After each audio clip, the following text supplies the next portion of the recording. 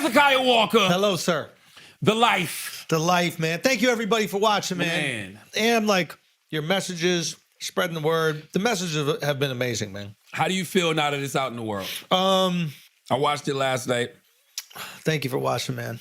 I mean, it was just as good on, and that's my only fear was, is this going to be just as good on TV as it is live? And it was just as good. Oh man, that's great. Yeah, I don't know. I feel like it's very validating, you know. And we work really hard on it, and it's cool to work really hard on something and then put it out there in the world.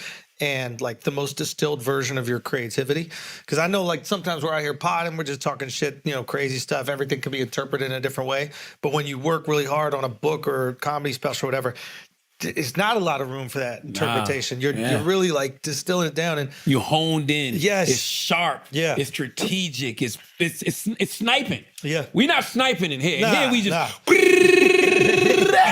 you know, you sniping. Yeah. So it just felt cool, and like just hearing all these, it felt really cool to hear all these stories that people had that were similar, like their fertility journeys, and also just people taking pictures with their kids. They'd like send me these pictures, and I don't know, I got, it sounds cliche, but like just crazy warmth from people. This great gratitude, this like overwhelming gratitude people had for being able to have families. And the amount of people who've gone through something similar, it's like crazy. It's cool that they in some way feel kind of like recognized or seen, or like are able to laugh at that hard part of their life. So yeah, I'm on a little bit of a high right now, not that much sleep, but it's been cool. I mean, that's what Jesus Christ, the farting won't stop. What's crazy is that's what you said, the right word, the warmth of it all. Yeah. Because I know people were not expecting that from Andrew Schultz. Yeah. They think Andrew Schultz is cold. Yeah. You know what I mean? Yeah. So I know that they weren't expecting to feel that. When you got thugs texting, like, yo, man, Andrew Schultz special made me laugh till I was crying, then actually cry. That was the coolest. That was Nori. That was the coolest. Yeah, that was so cool. And Hawaii was like, yo, I literally was laughing, crying, then cried. That was his exact words. That's the coolest, or one of the coolest responses, like people telling that they laughed and then they also cried and then they laughed again. And yeah, just to make something, man, that made people feel like that. That's what I felt we did with the live show, and I was hoping it would transcend. And yeah, just to have people go through those emotions, I feel very proud to create something that, yeah. And I know people will say I'm biased, but this is one of the first specials I've seen in recent times that was actually special. Yeah. Like when I think of specials that have been special, I think of like, I give Neil Brennan a lot of props. I think what Neil Brennan does with his specials is actually special. Yeah. It's like, you know, everybody else. Like I guess, you know, I give Chris Rock props because he did it live. Like he was probably the first comedian I saw do it live, which I would not recommend any comedian to do. I would not recommend it. Doing it live. But it's still something about it that makes it special. It's incredibly brave. Yes. But like catching it live, like it's just so difficult. It's like catching standard, like your editor needs to know your set to a T so he can edit the camera angles for those jokes live. Like it's so much goes into it. I wouldn't do it live. But yours is a special, because I'm like, number one, I've never seen this content before. Salute to Lulu and Lala, the homies Lulu and Lala. Oh, shout out to them, man. They posted something today, just like it. I think it said something like, you know, just it. Let me read it. What I'm talking about. I don't want to paraphrase. What did they say? I'm acting like we're not on a podcast where I can just pull this up. They said, because it's the sentiment that I feel like a lot of people have. They said. Shout Lulu and salute to Lulu. Oh yeah, okay, here it goes. Laugh so hard at Andrew Schultz stand up on Netflix. Congrats and thanks for being so open about something so personal. And to me, that is what makes things special. Yeah, art. Not just comedy, just art. Yeah. When you're willing to be vulnerable about something that people aren't vulnerable about, and then you're able to, especially a topic like that, to be able to take that and put it into a 59-minute comedy special and make it entertaining, funny, and you still feel what you're supposed to feel from it. Come on, man. Respect, man. Thank you so much. If you don't win an Emmy, something wrong. That would be awesome. I really feel that way. If you don't win an Emmy, something is fucking wrong. That would be fucking awesome, man. That would be really cool. That'd be really cool. I thought it was great. Thank you, man. And shout out Kate Hudson and Chet Hanks. We're going to have to take y'all out. What is that? Why is that number one? They got we're number 2 right now on Netflix, which is fucking awesome. But obviously, you know me, I'm the most ambitious motherfucker. So it's like... it is awesome when you think about the thousands of pieces of content that's on fucking Netflix. It's just number 2. That's the other thing that's crazy. It's not just like in comedy specials. Yes. Like comedy specials is number 1, but in just everything on Netflix. And don't get it fucked up. There's old stuff on Netflix that still cracks the top 10. Son, you're competing against thousands of shit. We beat the new Robert De Niro show. Wow. Yeah, multiple days in a row. We beat Meghan Markle's whack ass shit. Like it was cool. I didn't know she had something. What she got? She got some. Robert De Niro had nothing either. Yeah, his shit is called New Day or something like that. And yeah, it was fire. It was really cool. But they got that show like Running Point or something like that. And I think Chet's the man. I think he'll get to number 1. But we're gonna get there. We're gonna get there. 100%. Once the Brilliant Idiots get after it. Brilliant Idiots massive. Go do what you need to do. Let's go. I just thought it was fantastic, man. And it's only been a few days. 2 days now that we're recording this. Yeah. But it's just I think it's gonna be one of them ones. And you're sharp on there, bro. Thank you, man. Like sharp. Thank you, man. Like, oh shit, Andrew is funny. Thank you, man. Yeah. I didn't want to half-ass it. We toured that shit for like 2 years. You did. That's the thing. And like I probably developed it for like 3. And it was yeah, we worked really hard on it. And that's something that like I would like to change. Not change, but I think is important that like working hard on something is cool. Like half-assing shit is not cool. I think there's a little bit of sentiment out there like that. If I don't gotta care. I don't gotta care. Yeah, I don't really care that much about it. It's like, well, this is what I've done with my entire life, so I really fucking care about it. I'm gonna work really hard at it. And if I fail working really hard, I can accept that. But I refuse to put some half-ass shit out. That's why we have all these conversations about content creators. Yeah, everybody that's in the podcast space, everybody that's in the YouTube space, you're a content creator, but you're only making one type of content. Yeah. You know what I'm saying? Yeah. If you're like, to me, a guy like a Drewski, yeah, he takes time crafting these sketches. Yeah. Right? And then he puts them out into the world, and that's why they hit the way that they do. You said a really good thing about the Drewski thing, about him being really tapped into like cultural sentiment. Cultural sentiment. Like he understands what people are feeling. That's right. And he's making these sketches about the topics or the trends that he finds people feeling. And that's probably why they're so successful, because there's this like unbelievable relatability. Even if that's not your life, someone like that. And that seems to be what explodes, I find. That's what real comics do. Yeah. Real comics take time to live life.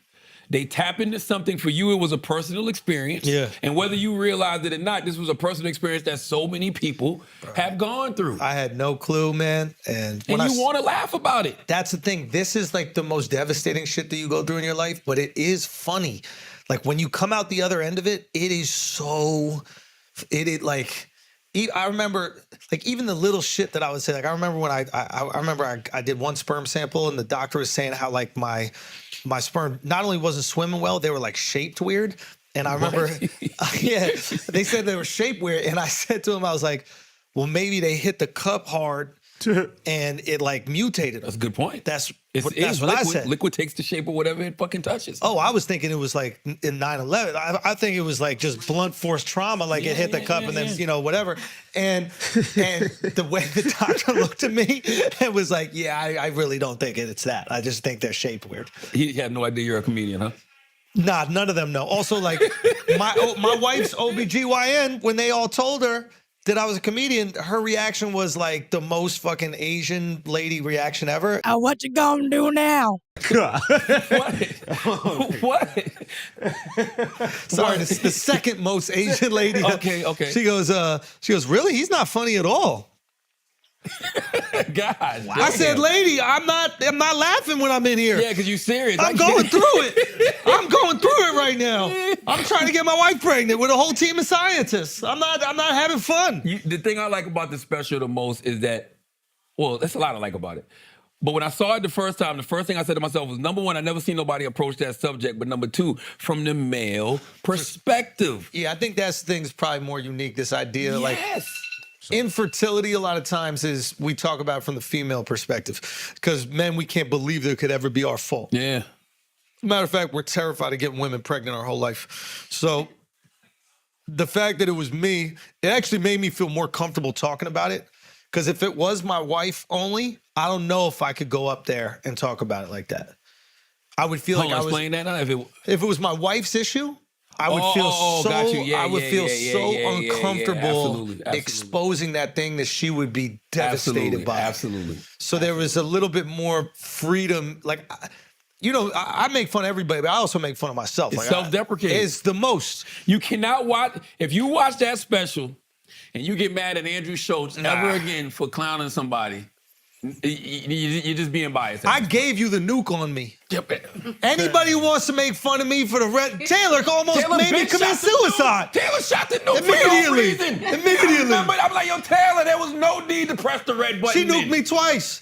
No, I just remember the first one. No, she nuked me once, and then she got pregnant by accident. That's 2 nukes. Yeah, you're right. She's at Hiroshima and Nagasaki. Right, you're right.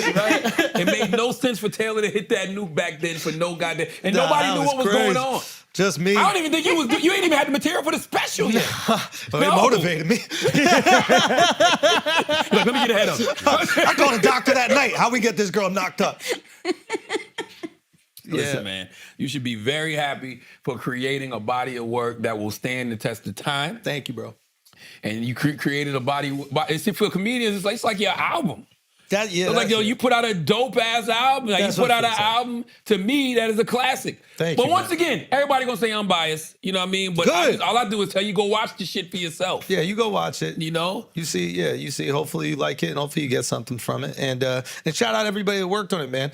Like, the amount of people that made this amazing, shout out the whole team. Like, everybody from Dove, Cheryl, Rob, Shifty editing it, Mark being in there editing it with me, Vala putting together the video pieces, like the whole. Giving them credit, man. Man, giving them the credit, and the credits is everything. Oh, absolutely, man. I gave my wife a chief. She got a I saw that. Executive baby creator. Yeah. Oh, that's what it said. I just thought it said exec. I wasn't paying. We made like a fake credit. Oh, but the Netflix thing gets small after, so I didn't notice. I didn't see all that. Yeah, but no, everybody needs that, man. Especially the behind the scenes people, because they make it happen. Yep. It makes you look good. If people haven't watched it yet, I would recommend watching it with surround sound if you have. Oh, yeah. It sounds phenomenal. Oh, like Tom Cassetta. You're audio, you're hearing laughs from different parts of the room and shit like that. It feels like you're there. That's the thing. I'm glad you point that out, because Tom Cassetta is a genius and he does all of our audio, and we've told him to do every comedian's audio, and he had so many mics around it. And again, if you're watching on your laptop, it is one experience, but if you do have like a surround sound system,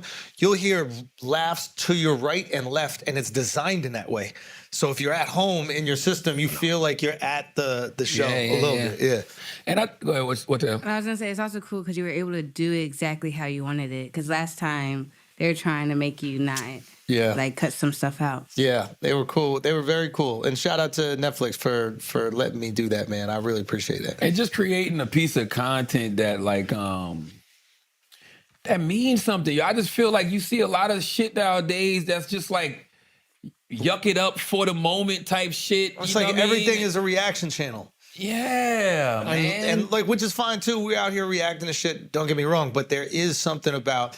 I would love everybody that reacts to stuff to create something and put it out to be judged, because you might have a different feeling towards the reactions you have.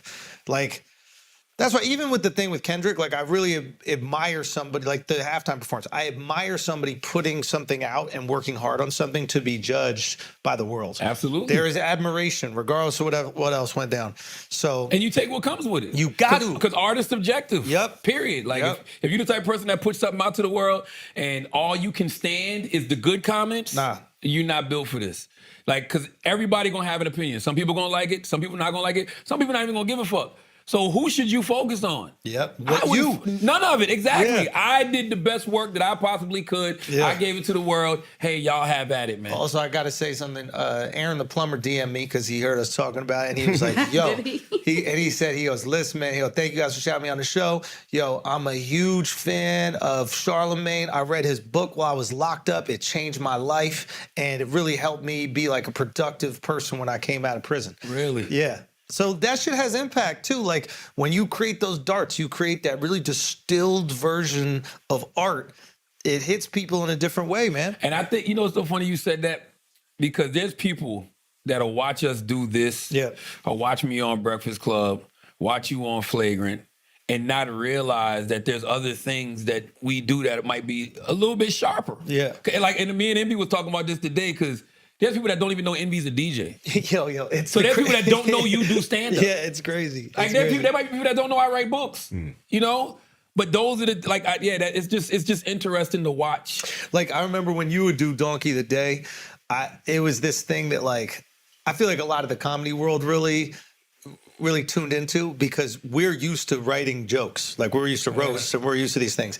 And it was like to me, at least when I saw it, it was like this distilled version of your comedic opinion on a thing or your serious opinion on a thing. And which is different than a conversation, but it's a really good like look into how somebody's brain works. You know, and the books and like just finding those different things, I think is it's just cool to pull it out. And I feel I'm like so stoked people really fuck with it, man. What do you do after you get this out to the world? How soon do you start?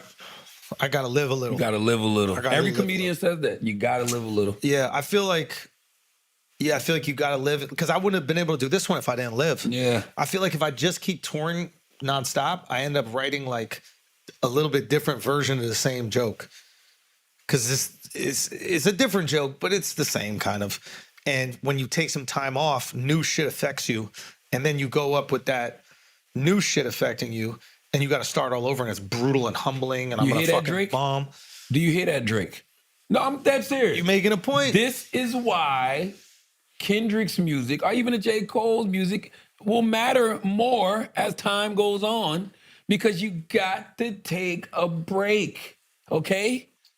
Yeah. And I just said that for the Drake people, for the people that be like, yo, Charlemagne is always hating on Drake. You know what I mean? I wanted you to tune in to the first 15, 20 minutes of this podcast and let you know how consistent I am. Okay? He gonna put you in his next rap. Okay? I just want you to know how consistent I am. You are consistent. Very consistent. Yeah, man, very proud of you, man. Thank you, brother. It's phenomenal special. And I appreciate all your support and all your guys' support through this whole thing. You know, you guys knew I was going through it even before I was talking about it publicly. So, yeah, you guys saw the whole journey of it. Yeah, but you kind of never know how much a person is going through. You know what I mean? Like, bro, there was episodes of Brilliant Hits. You can even look at the comments. I would be yawning a lot. And people are like, oh, Schultz is exhausted or Schultz whatever. You fucking drained. I was cum left. Like you just a cumless human. There's only two cumless humans on this planet. Me and women.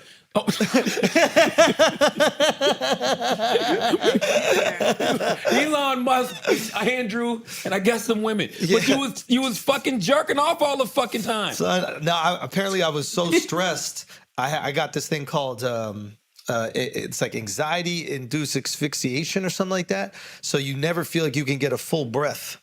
Wow. So like for months, I would breathe and it never felt like I got a full breath.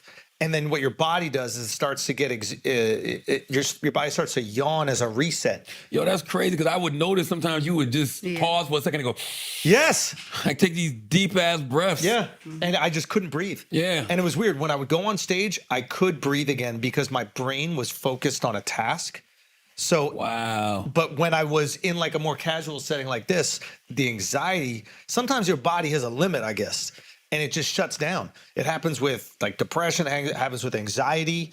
And I was like, what the fuck is going on? I thought I had a heart problem. I went to the doctor and shit. That's when we both got the same doctor. Dr. Puma, yeah. And it was just, it's crazy, man. What does your wife think? Man, she's just really happy and she's really proud. And like, I think she's really proud of me.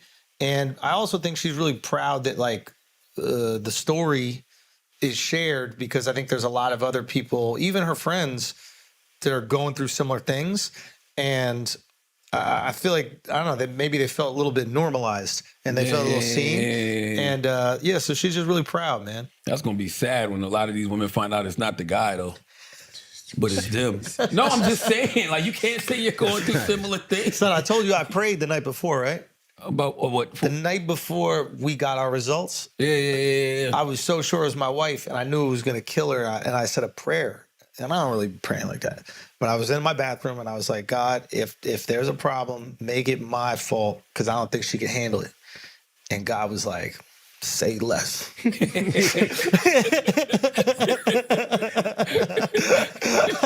I should have been praying the other 39 years of my life. What was I doing? It worked out though. No, for real. Let's do some all memes matter. I have a question. We'll be coming back to the life. When can your daughter see the special? Well, yeah, I'm not God protective dang, of that. Taylor. I'm not. I just want to know. Is she won yet? She could be. She's not won yet. Yeah, she's won. She's won now? 13 months. 13 months, yeah. But I don't. Whenever she's like old enough to watch shit, I would let her do it. There's some wild stuff in there, but yo, that's gonna be fire. Yeah. You get to watch a special to see, how you were conceived. Yeah. That's gonna be fire. bro, when I know like the moment I imagine it happening. Like, I imagine, like, us grounding her or something like that because she did some fuck shit and she's upset us. She's like, y'all don't even love me. Y'all don't even care. And then I'm going to go, all right, you don't think we love you? This is what your mom went through so that we could bring you into this world. She's going to be like, who cares? What is 30,000? Yeah, no. What is 30,000? You think that's gonna work? That shit. No, what I'm gonna say is, look, at one point we really did want you. Yeah. And then you must have done some fuck shit in between now and then to make us feel like this towards you. Oh my gosh. I'm joking. Look how excited we were. Life is good. Before you were talking back. You could still be in the lab. You could be one of the 5 still in the lab right You got now. your brothers and sisters right there frozen right now. Okay? Stop playing with me. For real. That's fine. That's actually like, what's that Stevie Wonder song where the Stevie Wonder's baby is born and they got the baby crying on it? Oh, what song is that, man? Isn't she lovely? Isn't she lovely? I think it is Isn't She Lovely. That's fire. Yo. You did the comedy version of Isn't She Lovely. Because your child is going to be able to watch that in the future and be like, oh, shit. But if she talks shit like Taylor did, there's going to be a problem. If she talks even a little bit of shit, I'm letting her know, Shiloh, right now. See, hey, let me. For people who don't remember the joke, we can insert it. But this is after Taylor and Schultz raced, and Schultz was giving her shit for weeks. This is years after. yeah, that. we raced like 2 years before. Yeah, but you kept giving her shit for it. I did. And Taylor was like, "Yo, I'm faster than your sperm." That shit. I hate it. Drop one of Coos bomb. Like, why would you do that? You should see my face. I just go like this. I go, ooh, it's funny though. It's funny though. You can leave it in. It's funny, but that hurt. The comedian side really came out. The comedian side was like, yeah, but the human side was like, God damn. Those are the best jokes, though. That's the best. Like, if you're not causing people pain, is it funny? Nah, everybody gets these jokes, man. I was convinced you workshopped that one with her because that sounded like some Charlemagne right No, there. That was evil. Why would I say that to my friend? Because you evil. That's what I thought about her. Like, When God I get angry enough, dang. I hit below the belt. I can be very. She was mean. mad. Like, Jesus mad Christ, I as just want to hell. make you laugh, not commit suicide. No, that was diabolical. God damn. She said that shit. I was like, I took one of my deep breaths. Listen, LeBron versus Jordan. What is this, Taylor? We doing all memes matter. What is this? First? Well, okay, which go one to did pick you one. want? Pick one. I don't know. Because this is what happened later. Oh, on. Javante and Lamont Yeah. Roach? Yo, shout out Lamont Roach, man. Hell of a fight. Listen, I had one conversation with Lamont Roach on Breakfast Club. I said it during the interview. I said, your confidence makes me want to put some money on you. Really? It was his confidence. And there's one thing, you got people that got fake confidence, right? Yep. And they go in there and get knocked the fuck out. It was something about the way he was talking that I'm like, he gonna be a problem. Bro, from watching the fight, he didn't look scared of Gervante's power. Well, I think he took it and realized like, oh, I can shit. handle it. That's right. And Because sometimes you don't know if you can handle it. Exactly. You wake up like, oh, shit. I thought I could handle it. You know? Now, 11 seconds later, you've been out. Yeah, it was. I would see him counterpunching with Gervonta when Gervonta was like throwing bombs. And that's a dangerous thing to do. Like, Gervonta's a bad motherfucker. Bad motherfucker. We're not going to judge off one fight whether he's not one of the baddest boxers on the planet.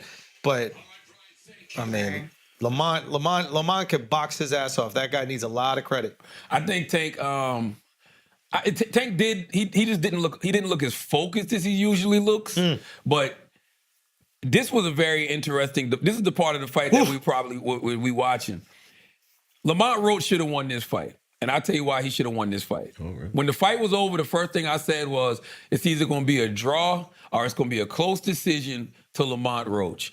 If they call this knee a knockdown, which they should have. They should have. A knee in boxing should count as a knockdown. It is what it is. We're not going to sit here and act like it's not. He wins that fight. Yeah. Look at his confidence, though. He's stalking Gervonta. I'm going to tell you when his confidence went through the roof. After Gervonta took that knee and then went to his corner, Gervonta came back with a flurry. And Gervonta was landing. And Lamont handled it all. Handled it. After that, I was like, oh, Lamont ain't scared at all. Look at this. It's in the 6th round. But look at his defense. Like, Lamont's defense is absolutely phenomenal. He's always ready to punch back. Look at him. Phenomenal. And Tank was hitting him hard. Yeah. Look at Roach's face at the end of the fight. He's swollen. Yeah. Like, it's not like Tank wasn't landing on him. Nah, this kid can both of them. Roach is tough, man. And then it's the whole Maryland, D.C. thing. Like, Roach can't get knocked out. You know what I'm saying? He get knocked out. I got to go back to D.C. He got knocked out by Tank. Nah, I can't do it. He fighting for a whole city. Yeah. And it's really Baltimore, D.C. Baltimore, D.C. You know, that's right. The rest of Maryland, nobody's really giving a fuck. That's the real, you know what I mean? Like, if you're from Buckhead or wherever the fuck, what's the, no, not Buckhead. I don't know. There's some shit that no disrespect, Maryland. I only know Baltimore. It's where all the white people live that work in D.C. but don't want to live there. Oh, you talk about PG where, County? no, you talking about where that fucking, where the resort is. Oh, I know exactly. I was just there. I know exactly what you're talking about. I don't remember right now. Anyway. I know exactly what you're talking about. But we've had 2 very high-level boxing matches in the last few weeks. The Beterbiev and Bivol fight and this one. Like, this is boxing at its best. It's at its fucking best. It's make you love the sport, It really does. And this is why boxing is a great sport, because it's so unpredictable. Yep. But I'm telling you, it was something about Roach's confidence that was like, made me feel like, oh, Roach gonna be all right in that fight. Oh, look at that. Look at that. These guys are in a phone booth. Good boxing, man. Both of them, yeah. Like, good boxing. I want to watch this 3 more times. Also, the referee, I believe it's Tony Weeks is his name. Can't stand him. Really? He's the one that got the eyes on both sides of his head like a fish. But he loves this game. Yeah, but I don't respect the fact he didn't call that a knockdown. He made that mistake, yes. That's a huge mistake. Yeah, that's look at this. No light look at mistake. this. Oh, if you go back a second, this is like super high-level boxing. So, and I don't want to say I can't stand him because I don't know him personally. I just didn't like, you got to call that a knockdown. Yes, he definitely, look at that great counter punch right there. So, great counter by Gervonta. Like, this is the highest level boxing that we're going to see right now. But watch what Lamont does when he throws his jab. He throws his jab at Gervonta's left hand. So that's his left right here. He throws it a hit, and then he holds on to his left, tries to peel it down, and then he comes over with the right. This is just... Are they calling look at him. it back, though? Oh, yeah, I see what you see him? And he's trying to peel that hand down so he can catch him with the right hook. What did you feel about Tank's excuse? Play his excuse, Taylor. Oh, the grease? Tank to me doesn't strike me as a liar. I don't see him as women in Baltimore. This was like, you don't know him, so okay, you don't know him. What the fuck you mean? No, like, I don't know. He just doesn't strike me as a liar. So I feel like there was something in his eye. And when it happened, he wasn't like in trouble. Yeah. So that's what, like, if he was like in trouble, having a really tough time, and then maybe I would have been like, oh no, he wanted a breath. What if Roach punch was a little bit harder than it looked? It's possible that maybe his punch wasn't even that hard, but he punched him and Gervonta didn't close his eye, and the glove actually hit his eyeball. And then just for a moment, he's a little like blurred up, like it's almost like an eye poke. Oh. And then he thinks it's the grease, but in reality, he really couldn't see. Doesn't matter. You take the knee, that's a point. You take the knee, that's a point. That was wild that he said he didn't know that, though. Nah, come on. Like, he said he didn't know that was taking a knee is, I don't know if he said he didn't know taking a knee was a knockdown. He could be disqualified. He just said he didn't really understand that, which was kind of wild. You can't just take a knee in the middle, or everybody would just do it throughout the round. Like, you get hit with a hard shot, you take a knee and then not have a point. By the way, if the ref counts that, we see Gervonta fight at a high level for the rest of the fight. Because now he got to get a knockout. Yo, I didn't even think about that. So right now, Lamont is petitioning, saying that it should have been considered a knockdown, which it should have. Should have been. And they want to change the result of the fight. But that's a great point. Gervonta didn't change the way he fought after that wasn't counted as a knockdown. So I don't know if it's fair to count it now. No, I don't think they should. I mean, I don't think it matters. Like if you give Gervonta a loss and give Roach a belt, like it's like whatever. They got to run it back. They got to run it back regardless. Like I want to see the fight again regardless. Play that, Taylor. I just got my hair done 2 days ago, and she picked grease in my shit, so the shit was like, you know, like when you sweating and things like that, and the grease come in my face, it burnt my eyes type shit. Damn, why y'all booing like I'm saying bullshit? Like this is real facts. Come on. Here's the thing. What the fuck was that? That was the hairdresser that said. Oh yeah, she was like. I can understand the sweat came like. She ain't never getting. Gervonta ain't never going back to her. Why is she coming on the internet and talking? Why? Like, because you're humiliating. That's what this day is. That had nothing to do with her. In a sense, he's coming at her like we don't even know who she is. Like right? none of us would have been like, damn, who did Gervonta's hair? You know what I mean? Everybody gets their hair done before a fight, right? Like you want to look good before a fight. It's not the first time he got his hair done before a fight. It's not her fault. And that's what makes it bogus, though. No, I'll say this about boxers. Don't have any excuse when you lose. No excuse makes sense when you lose. Just be like, yo, it was a good fight, run it back. I think about Deontay Wilder when he said that his ring attire that he bought to the ring was too big or too heavy. Gervonta saying, yo, the braid got in his eye and caused him burning. Like, don't explain it. But he had to give an explanation for this because then they would have been like, yo, you just took a knee for no reason. I'd have been like, I don't know why I did it. I just say I couldn't see. I was like, just say I couldn't see. Yeah, I don't know why. I'm like, I don't know what happened. I really don't know. I had a brain fart. You know what I'm saying? I'm for real. Like CTE. But then that's more of a case. Because you clearly looked at him. It's two things. He didn't look hurt, right? Yeah. So it's like we know he didn't take a knee because he looked hurt. Or maybe Roach did hit him a little bit harder than we think. Yeah. I don't know. Either way, you took the knee, so you got to take that. You took the knee, run it back, do it in the DMV. Don't do it nowhere else but in the DMV. Facts. Run it back. Let's see it. And I want to see Tank. I want to see Tank and Roach mix it up with all of the best. I want to see, them fight Teofimo Lopez. Yep. I want to see them fight Shakur. Ryan I don't give a fuck Garcia. what y'all say. Y'all be fronting on Shakur, man. Yeah, Shakur's nice. Shakur's nice. Shakur don't have the power. But his boxing is beautiful. Beautiful. You know what a really high level boxing match would be is Lamont and Shakur. Ooh. Because Lamont said he wants Shakur next. Because they're both so technical. Now here's the problem. It might be like boring to the casual boxing fan. Like Gervonta brings the knockout power. So every round is interesting because you're like, all he needs to do is connect once. But Shakur versus Lamont, it might be a little bit more boring to the casual, but to the boxing fanatic, that's going to be the highest level chess match. Shakur stopped the last fight he fought, though. Yeah, and they're trying to not give him credit for that. It's like, this poor kid can't win. Give it up for, that kid is nice, bro. Well, why? Because the guy came in as the last minute replacement? No, they're saying that like he was stopped by someone else or something. It's Who gives a fuck? Because you know how people are haters. They just got to find a reason to. Once there's a narrative set, they're just trying to justify the narrative.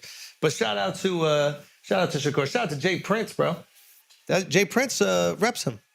Shakur, right? Yeah. Yeah. That's what you said about narratives is important. Salute to all the PR firms out there that get paid just to push narratives. Yeah, they should go to jail. No, well. They should go to jail. That shit should be considered libel. Who are you talking about in particular? Shakur Stevenson. Oh, no, I was talking about never mind. I don't even want to. Say it. We could cut it. There's a PR firm that reps two people in particular, and it's interesting to watch these two people put things out there in the ecosystem to control the narratives about things. I'll say this. Both names rhyme with each other. They rhyme. If you guess, I'll tell you. Jay-Z and Beyonce. No. Ooh. Who? Both names rhyme, and one of their biggest endorsements rhyme.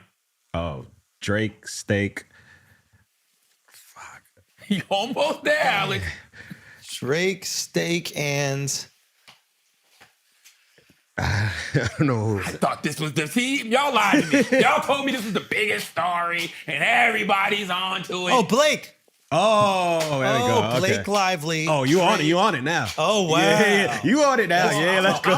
I'm on it now because of the information that I received this week, and I'm like, oh shit. And this is fire, right? This is the other shit. Like, they put the things out there, and then these, I don't even want to call them dumb, but these like attention-seeking motherfuckers on the internet start posting videos and shit that reinforce the fake narratives that the publicists put out there. Because there's views in it. So it's the publicists manipulating the blogs and all the other channels. Yo, it's actually, look at this. Look at this. Look at this. This is a spreadsheet. God damn. This is a spreadsheet. What's that number?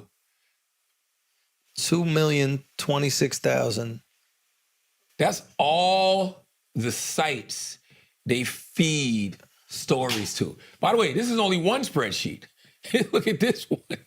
So I would love you. Tell and people. by the way, look, and it's not just the sites. Look, hold on, look what's on. Look at the stuff that's on here. Look at all of the websites, all of the fan pages, all of the blog sites. I'm not gonna jump out the window and accuse y'all of anything. I'm just gonna simply say we know who's getting paid to push things. We know who's getting paid to push things. We should put, and we know who's getting paid to push things. We should put the people out. This and put it in one of these blogs right here. Nah, but we should because some of these people are dumb enough to do it without getting paid. They're so stupid they just run with the story.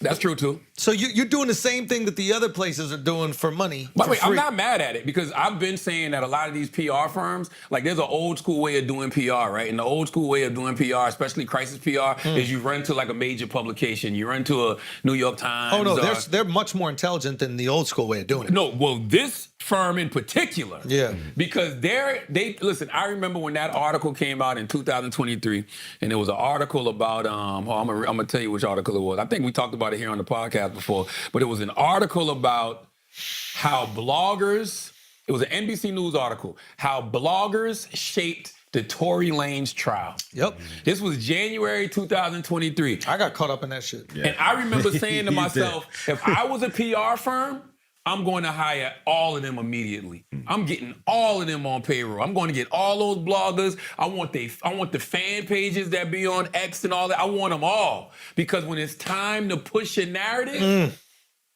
nobody does it better than them. Nobody does it better than them. So when you see these fan pages, and I'm going to tell you how they manipulate you.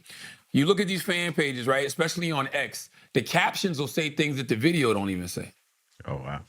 Literally, you'll read the caption, and then you might click the video and not watch the full 2 minutes, 3 minutes, but the caption is already here. And then you'll go watch somebody on YouTube do a reaction video for it, and they're reinforcing the narrative. Next thing you know, you're running around with this. And that's the annoying thing is that, like, you got to let people have the freedom to say whatever the fuck they want. We believe in free speech, they could have it. Absolutely. That I get. The annoying thing is that sometimes those things can become trends. We've seen it happen with me. We've seen it happen with you. Absolutely. And it's like, oh, wow, is there, you're almost looking at like, who's behind this? Like, you're running with a fake narrative, and there are all these people rewarding the fake narrative, the same people that reward all these other fake narratives, and you start sitting back and going, wait, is this like a strategic attack? Of course it is. It's always. And I just think it's kind of crazy for somebody like Drake to be going after, UMG. Well, he settled with iHeart, and iHeart came out and was like, yeah, we showed him all the shit and there was no case. Because what they call, what the lawyer strategically did was try to make it seem like... They settled. Yes. When the reality is, it was a deposition, it was a petition, right? For information. Yeah. He wanted a deposition to get information. He saw what he needed to see. And it was like, we don't got a case. They dropped the petition. Simple as that. Nothing more, nothing less. But it's just funny to me to accuse entities of taking money to do whatever. When you're paying entities. You're paying these entities to push false narratives. So this is a very common thing. And that's why, like, low-key, I think we should probably expose all the sites that push the false narratives for money, because people should know, they should know that they're consuming. Yeah. I don't know who's pushing what for money yet. I just know that Oh, we gonna find I have out. a spreadsheet of all of the places that the firm, PR firm pushed the story to. Mm-hmm. So, it may not even be a thing where you're actually paying people directly, but you're paying a PR firm, and this PR firm has these people in the tuck. By the way, I ain't mad at it. I might need y'all one day. That's the thing. You know what I'm saying? Like, Also the opposition. I remember you said to me this fire shit. I've said this to other people since you said, hey, pay attention whoever's hating right now. I go, why? Oh, yes. This was beautiful. That's right. You're like, it was even during the Kendrick shit or it was during that like shits and gigs shit. And it was like, yo, pay attention who's hating right now. I'm like, why? He goes, and you go, because they've been hating the whole time. The whole time. They've been nice to you, but they didn't have the confidence to come out. And now that it looks like there's a tsunami, now that there's like a little confidence, they feel it's over for you so they can get behind it. Nah, they were hating the whole fucking time. They read in Friday. They read it Friday. They read in Friday. Yep. Debo knocked out, Debo on the ground. Now let me go grab his chain, punch him, and run off to the car. Yeah. Pussy. We're not going nowhere. We're not going nowhere. Never. Nowhere. At least we'll have the pod. All else fails, we'll have the pod. Yes. Okay? But no, it's just interesting. Shout out to the firm. Y'all doing a great fucking job, by the way. Yeah. Great job. They're doing a great job. That firm is doing a great job.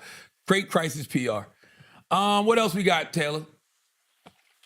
Come on, pick one, Taylor. What's the LeBron versus Jordan thing? That's always a good one. Well, Cenat was on. Salute to the GOAT, Cenat, the young legend. This kid is so impressive. He's unbelievable. Kai was on First Take with Stephen A. Smith. What did Kai say? I'm a fan. I don't like to use the word fan, loosely, but I'm a fan of Cenat. He looks like a young Kevin Hart. You a freaky ass nigga.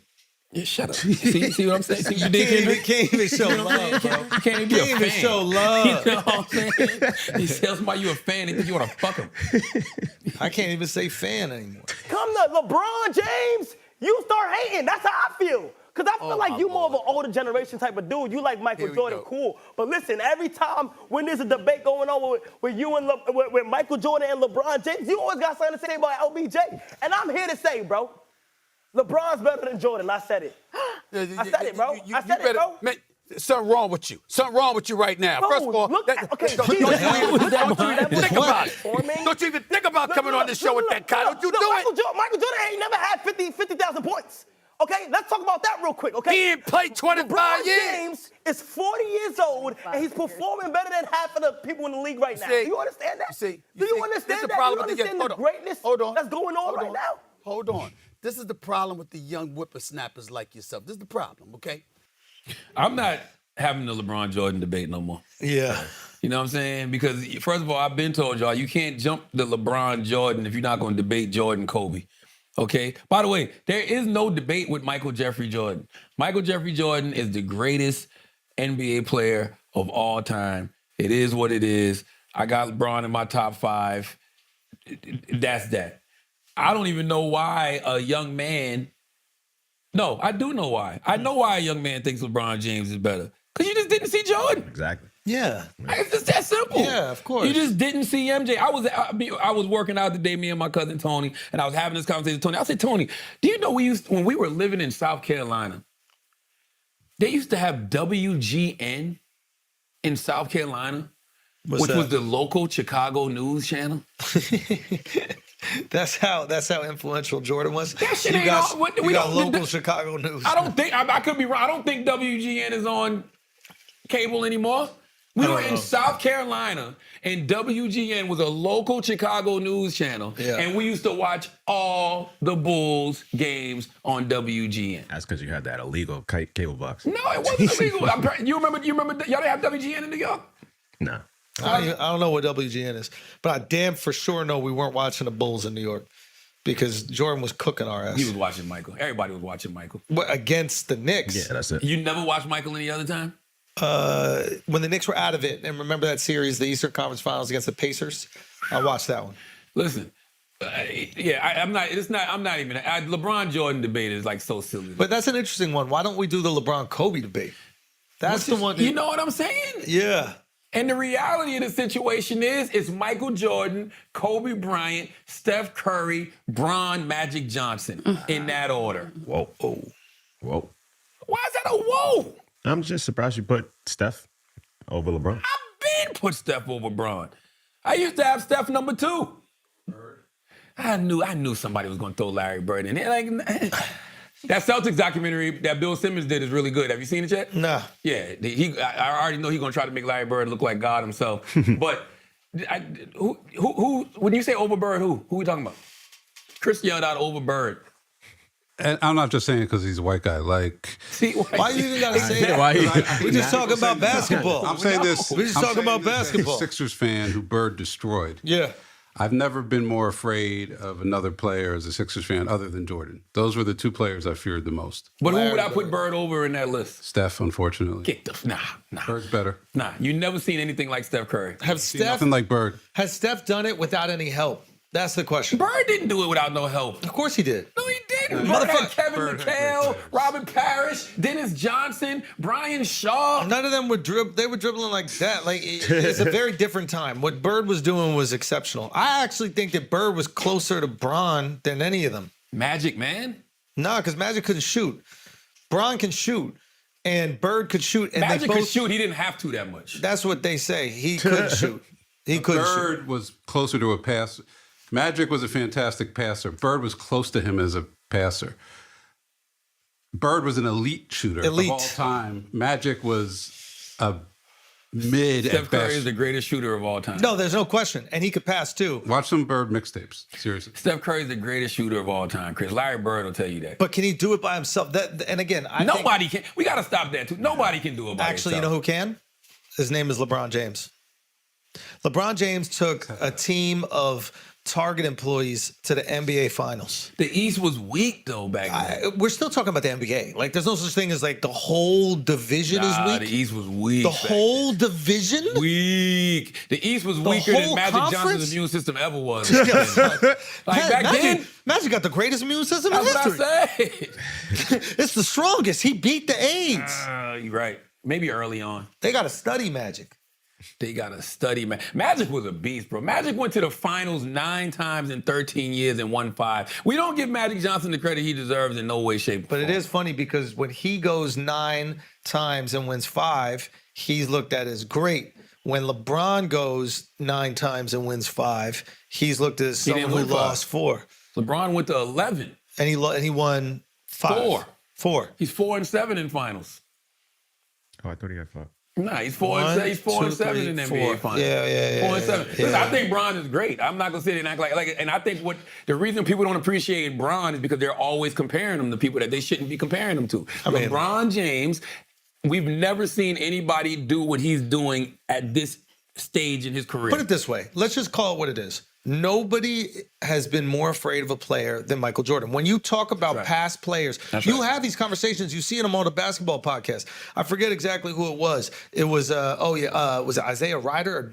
I think J.R. Ryder. J.R. Ryder, right? And he was on somebody's pod. I think it was Garnett's pod. I forget exactly what it was. And they were talking about how he used to have good games against Mike. And he would do it quietly. He would never like ruffle any feathers. And there was like a rook on the team that said something. I think it was Garnett even said something like it was the third quarter. And he goes, in front of Jordan, he goes, "That's what I'm talking about, Ryder. Keep busting that motherfucker's ass." And Jordan just goes, "Oh, words like that?" And then Ryder goes to Jordan and goes, "Yo, he's a rook, man. He don't really know what he's talking about." Jordan put the fucking clamps on him, and Ryder's telling the story. So nobody was more feared in terms of their dominance than Jordan. I haven't heard one of those stories about LeBron Never. yet. Yo, the Nick Anderson story with Michael Jordan is crazy. Michael Jordan comes back after retirement. He's wearing the 4-5. Nick Anderson or somebody's having a good game. And I think Nick says to Michael Jordan, 4-5 ain't 23. Next game, Michael comes out wearing the 23, I think drops like 55 points. Magic still go on to win the series 4-2. They say that whole summer, all Michael thought about was the fucking Orlando Magic. Came back the next year, swept them. Not only did he sweep them, in game 4, he gets fouled with 44 points, goes to the line, shoots 1, 45. Shoots the next one, misses it on purpose. Just so he could drop the 45. Just to have somebody say, tell him, look up at the scoreboard. That's fine. Son, come on, That's man. fine. The closest Cut thing, it out. the closest thing that we have to Michael Jordan is Kobe Candace Bryant. Owens. What? I'm just saying, in terms of sheer dominance and fear, if you even do something so foolish as to piss off Candace Owens, it Can't is fuck with over Candace. for you, man. Nah, leave Candace the fuck alone. That's John Wick. That's Debo. Leave Candace the fuck alone, okay? Candace got some shit coming. Damn, I don't even know if I... Tell me. Tell me. The wine. Yo, there's no. Okay, Yeah, she she talked started. about it already? She started. Okay. well, Because tell I got me. an email, so I didn't know she had already spoken about it. Oh, tell me. Yeah, she got this whole Weinstein expose coming. Ooh. But this is what makes Candace so scary. From what I read in the email, ain't she on Weinstein's side? You know how crazy you gotta be and fearless you gotta be to take that side? Yo, can I ask y'all a question? All right, you know how Adrian Brody won the Oscar for Best Actor, right? And like, obviously, he's prolific, is amazing. But who did he suck off? Yo, you ready for it? Okay. His girl is Weinstein's ex-wife. And he's parading her around the Oscars. Like, why is she so comfortable in that space? I guess we can assume that, like, she knew nothing about, but like, she does know. Like, you're telling me the life was completely compartmentalized. You don't know nothing that your husband is doing. You have children with that man. Nah, like, because he's working all the time. Like, a lot of that stuff was happening at hotels and shit like that. Like, yeah, I agree with you. But he probably got caught a couple times. Right. She don't give a fuck because she liked the lifestyle. And now she's walking around these circles with all these other women are there, younger women are there that have probably been either propositions or at least made to feel uncomfortable by Weinstein. And she gets to walk around with the guy who wins the award like nothing ever fucking happens. I don't know. I don't think you could put that on her. Because, like, she ain't doing nothing. It's not her. It's just a hypothetical podcast. No, I feel you. We're just having a conversation about it. It's like, if for me at least, you just don't go. You're like, yeah, my presence might be a little uncomfortable because these people might think that I knew everything that Weinstein was up to, and I definitely profited from everything that he did.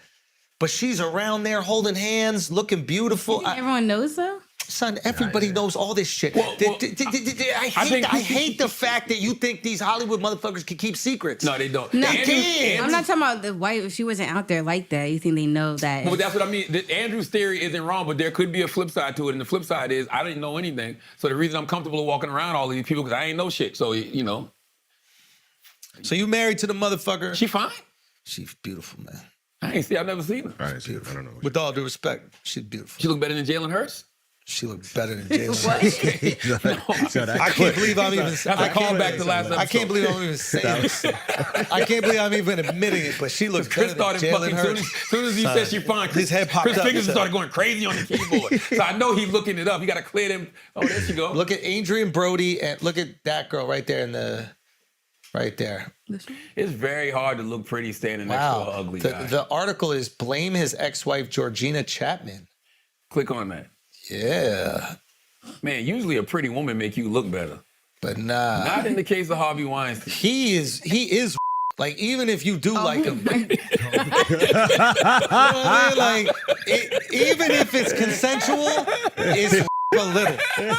It's like 10% just based on the way his Because you know head she's not attracted to him physically. On, yo. You know Come what I'm saying? Yo. The second, visually, I'm not giving you consent. like, you could be closing your eyes, but the second that my eyes open, it's like, no! For financial consent only. All right. My God. I guess. Georgina Chapman, what does it say? Make it bigger, Taylor? Georgina Chapman broke her silence on ex-husband Harvey Weinstein earlier this week, denying any and all knowledge of the behavior he's accused of and saying she's had what I thought was a very happy marriage. Yeah, Anna Wintour wrote a defense of Chapman yesterday calling it wrong to blame her for Weinstein's alleged sexual misconduct. I agree with that. No, it's not her fault. It's definitely not her fault. Oh, and it says several accusers are inclined to agree. I agree with that. She probably... You cannot blame her. She did not do any of these things. Mm-hmm. But you could also go, hey, your presence might make people feel very uncomfortable in this setting where this guy was convicted, right? He was convicted. Well, now it went back to the appeals court. They overturned it, and so they have to do the trial over. Do the whole thing. So she's a victim too, though. Because she's a victim of infidelity. You know what I'm saying? Yeah. Yeah, that's true. Yeah, that's true. You can't put that on her. She's not guilty. She's not guilty. But she is going to be this reminder of this disgusting human being that terrorized people in industry. Yeah, but she can't wear that jacket. Like, it's nothing on her. It's almost like a basketball wife who they know the players out doing anything, but they enjoy the lifestyle, so they just gone. But what if that basketball player was a bunch of girls? I'm trying to think of. But you judging her regardless. Look at her and then look at him. Like, everybody looked at her and was like, "Oh, she's definitely with him for the money." Yeah, she is. Harvey Weinstein don't bag something like that if he's not Harvey Weinstein. Gold digger. Oh yeah. And I'm not even saying she's pretty because that ain't even my type. But like, she's beautiful. Look at her, right? She's attractive. She's stunning. I guess. And she got 2 kids with Harvey. God damn! Imagine making them. What was the problem with his speech that everybody was pissed off I just about? went long. Who watches the Oscars? I didn't. Ain't nobody watching that shit. I didn't even watch the Oscars. I didn't care less. The only thing I saw about the Oscars was the Conan O'Brien Drake joke. Yo, the online reaction to that. Somehow that shit came back to me. What you mean? People blaming me for this shit. Why? Because I think Drake's fans were really upset. So then Kendrick fans were like, "Oh, so we allow jokes when Andrew Schultz says it about Kendrick, but when Conan says it about Drake, now it's gone too far." By the way, that joke don't hit if it's not at the Oscars. Also, that joke wasn't even funny. But that's my point. It's shocking to hear at the Oscars. Yeah. That's what it was. Like, oh shit, Conan O'Brien at the Oscars is even referencing Kendrick Lamar, not like us, and blatantly saying, "Hey, Drake, bring Kendrick out. Drake, time to call Drake a pedophile." Like, it's because of the context of what he said. It was whack. It wasn't fire. It's just a bunch of white people in a room laughing, so it looks like they know what's going on. Yeah, that's all it was. They're like, if we laugh, we look like we're informed. We know about the beef. That joke don't hit nowhere but the Oscars. Yeah. And it wasn't even a joke. It was a shock in our moment. Hey, I bet you they're not going to be clapping if that same joke is made about Harvey Weinstein. Shut up. You don't think so? Let's hear it. Well, we're halfway through the show, which means it's time for Kendrick Lamar to come out and call Drake a pedophile. It'll be so crazy. Pause. Real quick, sorry. What if he made the joke, and now it's time for the Best Actress Award. What's it called? Best Actress Award. And we know for a fact that this person wasn't by Harvey Weinstein. Unlike past winners, we know for the fact this one wasn't by Harvey Weinstein. You think that they're clapping and cheers in that shit? Nah, but the end of that, it'll rip. That one would go.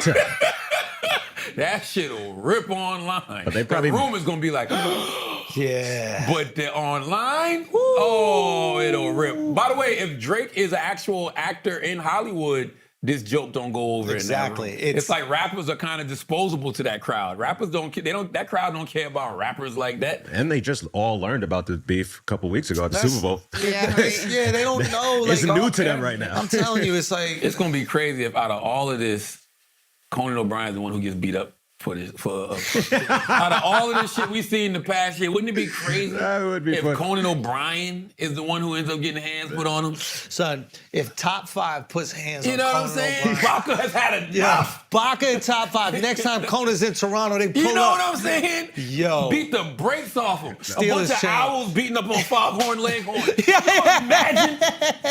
Can you imagine, Yo, man? leave Conan alone. Jesus Christ. Leave Conan alone. What is let's go to the Putin's whole thing. This is good. Putin, I want to know what Schultz thinks about this. Talk to me. Oh, Jasmine. First of all, thank you for making the back of my head famous. But second of all, if we could do a sequel,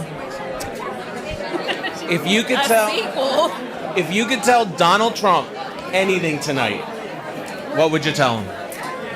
I would tell him to grow a spine and stop being Putin's hoe. Let me tell you something. Jesse Waters put the battery cables on this last night. First of all, I watch Fox News. I watch everything, right? Yep. But if you watch Jesse Waters just for pure entertainment, you're gonna laugh all day long. So I'm just watching for pure entertainment, right? I wrote down all of this shit because I text somebody last night just to fuck with them. I'm like, yo, because Jesse Waters said that she should run for president, that Jasmine Crockett should run for president. He was being sarcastic. Yeah. But this is what, he did a montage yesterday. The montage was, hold on, where's the montage? The montage was, what the fuck? What did I text it to you, Chris? Oh, yeah. I texted to you, right? Yeah, hold on. And what was there was he did a whole montage on Fox News yesterday. And it was, God damn, where is it? Okay. All right, so they did a montage. They had my donkey of the day from yesterday morning, where I was saying that the Democrats, looked like they were playing pickleball, and they all look like a bunch of pickleball paddle polishers. So then he had Jasmine dancing to Not Like Us, Hakeem Jeffries telling Democrats not to protest, Ayanna going at it with the congressman, Stephen Colbert telling Dems to do something, and Simone Sanders and Michael Steele clowning the Dems from last night. And man, I watched that montage and I said to myself, I can totally see why this audience hates Democrats. Yeah. It's a psyop. It's literally psychological operations. Yeah. And none of the left networks do that. They don't. No. Not in that way. That's not true. You gotta pull up the montage. It's a comedy bit. Yeah, The Daily Show I think is famous for positioning. But they're not left media. They're a comedy show, so they're supposed to do that. Sure, I think that those lines are blurred, but sure. Their lines are blurred because of how great Jon Stewart is. Yes. But I'm talking about the reason that things don't stick from CNN and MSNBC because they're not doing that. Yeah. I'm sitting there just watching it. I'm not gonna lie. I'm like, I can totally see why they look crazy. If that's the only thing you consume, and all you see is like the most extreme versions of the left, that's what we're going to think every Democrat is. Exactly. And it's effective, and that's why John was so effective. I think he effectively positioned conservatives and right-wing people in a way that was, for lack of a better term, deplorable. Yes. Right? Yes. And he is just so prolific that he can do it really effectively. What I will say about Jasmine, that's how I want to hear Democrats talk. Goddamn right. Like, I love that. Like, low key, it's right. sticky. It's also relatable. Like Democrats, you got to stop talking like these Ivy League weirdos who are careful about every single word they use. It's completely unrelatable. A girl that talks like that, tell me tell me you don't feel as a working class American, which is who you really need to get back. Tell me you don't feel relatability to that. That's what you need to have on Flagrant. I would love that. You need to have Jasmine Crockett on Flagrant. And she might have the balls to actually do it. The rest of them are pussy. She'll definitely do it. And you know what's so interesting? Jesse Waters last night, he labeled her the face of the Democratic Party. And I know Jesse might have been being funny, but he's right. Let's go. Jasmine Crockett is the face of the Democratic Party. There is nobody other than AOC. I got to give AOC props because I like what she's doing right now. Other than AOC, there is nobody that's being objective about the bullshit coming from both sides and willing to talk like that from the Democratic Party. You need to talk like that. I disagree with the sentiment, but you need to talk like that. I don't think that she's right about the Putin's hoe. One of the tricky things about like litigating things in the public like this, like when you make a deal, right? When you make a deal for a house or whatever, you have to present a price, knowing that the person that you're negotiating with is going to present a higher price, and then you meet at the middle. In the middle of a public negotiation, like this Ukraine thing is, right? You can't be critical at the first price offer because the first price offer is really trying to get the offer from the opposition down. If you criticize the first price offer, you're actually hurting your bargaining power. Now, I understand there's a lot of like currency and value in being critical of it, but this positioning of like, oh, he's being Putin's hoe, I actually genuinely believe that Trump wants to end this fucking war. It's done. No more bodies, stop dying. And this is probably how it's going to end up happening, these border limits that they had just said before. And it's very easy for us in America to be like, oh yeah, let's keep funding it and watching thousands of fucking Ukrainians and Russians die every single day. I think we got to be a little bit more concerned with like saving people's lives than continuing a war that to us, because we are not Ukrainian or Russian, is senseless. So yeah, I guess it's got to be tricky. I guess, of course, it's tricky for somebody like a Zelenskyy because ending the war, he don't really have the power to do that because Putin would have to end the war. If Zelenskyy ends the war, then fucking Putin takes over his country. That's why you need us and Europe to negotiate with Putin. Like Zelenskyy should really just be there. Here's the thing: if you can't defend your country by yourself, you're really not in the position to negotiate. That's true, but should I still treat you like shit just because of that? It depends. If you do what he did, then yeah. Like that was That was incredibly disrespectful. Do we pay some bills and come back to this? Just for the sake of production on the pod? Yes, we do. I think we pay some bills yes, we do. and come back to this. I'll be right back. I'm peeing. All right. Let's pay some bills and we'll come back with the Zelensky announcement. Shotzi, what we got? Life, baby. The Life, baby. Life is out right now on Netflix. Let's go run it up, man. We got to chase down that Kate Hudson show. But we're number 2, man. It's unbelievable. Thank you guys so much for all the kind words. I'm so glad everybody got to watch it, appreciate it, and feel all the feels deeply from the bottom of my heart. I'm so grateful. And yeah, thank you guys so much. So go check out Life. Tell your friends to check out Life. Tell the world to check out Life. Run it up. Also, church announcements. I got a few, but they're quick. Tamika Mallory, I Live to Tell the Story. That book right now is out, available wherever you buy books, on my book imprint, Black Privilege Publishing, with Simon & Schuster. Anita Kopac's The Win on Her Tongue. That is also out in bookstores wherever you buy books. The great, legendary, iconic Don Staley, Uncommon Favor. That book is available for pre-order right now wherever you buy books. Salute to Don Staley. And Horrible Decisions, No Holds Barred. Their book is also available for pre-order wherever you buy books. But I got to tell y'all, the 3rd annual Black Effect Podcast Festival is happening Saturday, April 26th in Atlanta, Georgia at Pullman Yards. Yes, it is that time of year again. And tickets are on sale for that right now. They went on sale last week, I believe. And we have a great, great lineup for you this year. We have the Trap Nerds podcast for all the gamers out there. You know, we usually have the Trap Nerds on site, and we have the gaming booth set up, and everybody be over there playing games with them. But they're actually going to be on stage this year doing the Trap Nerds podcast live. Good Moms, Bad Choices podcast will be out there live. Good Moms, Bad Choices. Let me tell you something. When I say women love Good Moms, Bad Choices podcast, they love that podcast because it's for all the women out there who are mothers who still want to have a life too. Mama got to have a life too, okay? So make sure you come to see them. The Naked Sports Podcast with Carrie Champion will also be on that podcast stage live. Salute to the good sister Carrie Champion. The R&B Money Podcast with Tank and Jay Valentine. You always see their clips going viral. You watch a lot of the R&B Money Podcast. You can see them live in Atlanta, Saturday, April 26th, Tank and Jay Valentine. And Sarah Jakes Roberts will be there doing her Woman Evolve podcast live, okay? Oh, man. Listen, this is a lineup that I know for a fact is bringing a lot of women out. So, guys, you know what to do.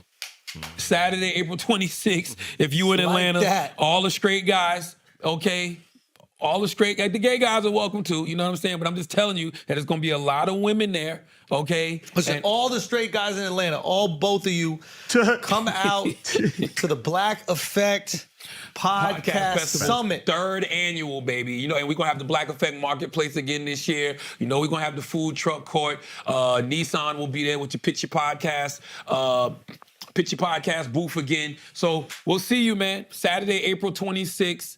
3rd annual Black Effect Podcast Festival. Go to blackeffect.com/podcast festival. It's sold out the last couple of years. God willing, we sell out again this year, man. So we see you there. Let's get back to the show. Zelensky. Donald Trump. Thoughts? Let's play. You want to play it? Let's play. Yeah, sure. Play it, Taylor. You got it? Let's play it. The Al Green? No. Oh. When Zelensky and Trump was going at it. No, not that one. When Zelensky and Trump was going at it. I don't like it, man. I don't like it. Causes too much world instability. Okay. You know? Okay. I was watching Bill Maher. I think it was the same week of the situation. And who was on there? It was Rahm Emanuel and the guy who used to have the show on CNN, Fark. So I saw Rahm Emanuel on there, bro, talking this shit about like, we need to get, he said a fire bar. I loved it. He says, we need to get, he was talking about the importance of like making sure you focus on school and education and grades. Mm-hmm. He goes, get out of the bathrooms and into the classrooms. In other words, like leave the identity politics, trans bathroom shit and like make sure these kids are learning. But I also think when he was the ambassador to Tokyo, he was like specifically trying to get them to do like trans plays or some shit. That's what I'm saying. See, the thing about the Democrats now, some of them you can't take serious. Because where was all of this common sense when it wasn't popular? Yeah. When it wasn't popular in your party? Like now that they see politically, it cost them. Now they all pivoting. So what are you doing? You're just playing politics. Exactly. What did you actually believe? Did you always think this shit was silly? So then say that so we could trust you. But if you don't say it, it's going to be very difficult for us to trust you. I would love to see somebody go on TV and be like, look, man, finally, I can tell you what I can tell you what I really feel about this shit. Just say it. I know it wasn't good for us politically to say it, but now that we know how bad it cost us, I never was with that shit. Yo, we will trust that person. Yo, it's okay to admit you was wrong, but don't just pivot and act like you knew this all along. Not only is it okay to admit you're wrong, it is what allows us to connect to you. That's right. We will give you shit, of course, and you got to go through a little shit. But the fact that you acknowledge you're wrong will make me feel like you're a real human. And I, at the end of the day, want to connect with a real fucking human. And I know everybody out there right now is saying, well, Donald Trump never admits that he's wrong. The winner never has to. Facts. You're right. The winner don't have to. The loser got to. The loser got to. Yeah. The winner don't have to admit that they were wrong. They won. It's a great distinction. They won. It's a great distinction. So clearly what I'm doing is working. Yeah. Let's play this, Taylor. This is Trump and Zelensky in the Oval Office. The country's in big trouble. Wait a minute. No. You've done a lot of talking. Your country is in big trouble. I know. You're not winning. You're not winning this. You have a damn good chance of coming out okay because of us. Mr. President, we are staying in our country, staying strong from the very beginning of the war. We've been alone, and we are thankful. I said thanks you haven't in been this alone. cabinet, You and haven't not been only alone. in this cabinet. We gave you, through I this said stupid president, $350 billion. You voted we gave for you your military equipment, and you men are brave, but they had to use our military. If you didn't have our military equipment, this war would have been over in 2 weeks. In 3 days, I heard it from Putin. In 3 days. This is something maybe new. less. In 2 weeks, of course, yes. It's going to be a very hard thing to do business like this. Again, I tell you. just say thank you. I said a lot of times to American people. Accept that there are disagreements, and let's go litigate those disagreements rather than trying to fight it out in the American media when you're wrong. We know that you're wrong. But you see, I think it's good for the American people to see what's going on. I understand, sir. I think it's very important. That's why I kept this going so long. This was interesting. Trump said the reason he wanted to do this out in the open because they've been having these conversations behind the scenes, and it's been this. I don't believe that. I don't believe that either. I believe that this meeting was, sorry to cut you, go. No, and he said he just wanted American people to see what was going on, or just the world to see what was going on, because he's using the pressure of the media that makes Zelensky move. So the way he wants him to move. That could be the case, and you could be 100% right. And then that makes sense, this meeting a little bit. What I thought this was supposed to be a PR event. They had a mineral deal. They were going to come acknowledge the mineral deal. They're going to sign the mineral deal together. Mm-hmm. We have a big press event, and it looks like we're in it to win it, and we're locked in arms, and we're going to get some benefit out of all this money that we're putting into the Ukraine. And then it looked like Zelensky did a little bait and switch. Again, that could be wrong. It could be what you just proposed with Trump. But the way that I interpreted it emotionally was Zelensky knew he wasn't going to sign that shit and used this as an opportunity to litigate in front of the American media. And it really backfired because the knee-jerk reaction, I think, from a lot of Americans was like, yo, we're giving you all this money and you kind of telling us what we can or can't do. And then he says the wildest shit, which is, you don't have to worry about it now, but you in the future, you will have to worry about it. Meaning like somebody's going to invade America. It's like, yo, which could be possible. Yeah, but that you're not in the position to tell us what we should be afraid of when we're giving you money and we're giving you weapons. China said this week they ready for whatever type of war America wants. Tariff war. The shit was actually really gangster. He said tariff war, this type of war. He said any type of war you want, we ready for. Listen, I don't know, bro. Every city got a Chinatown. I can tell you. Yeah, China different.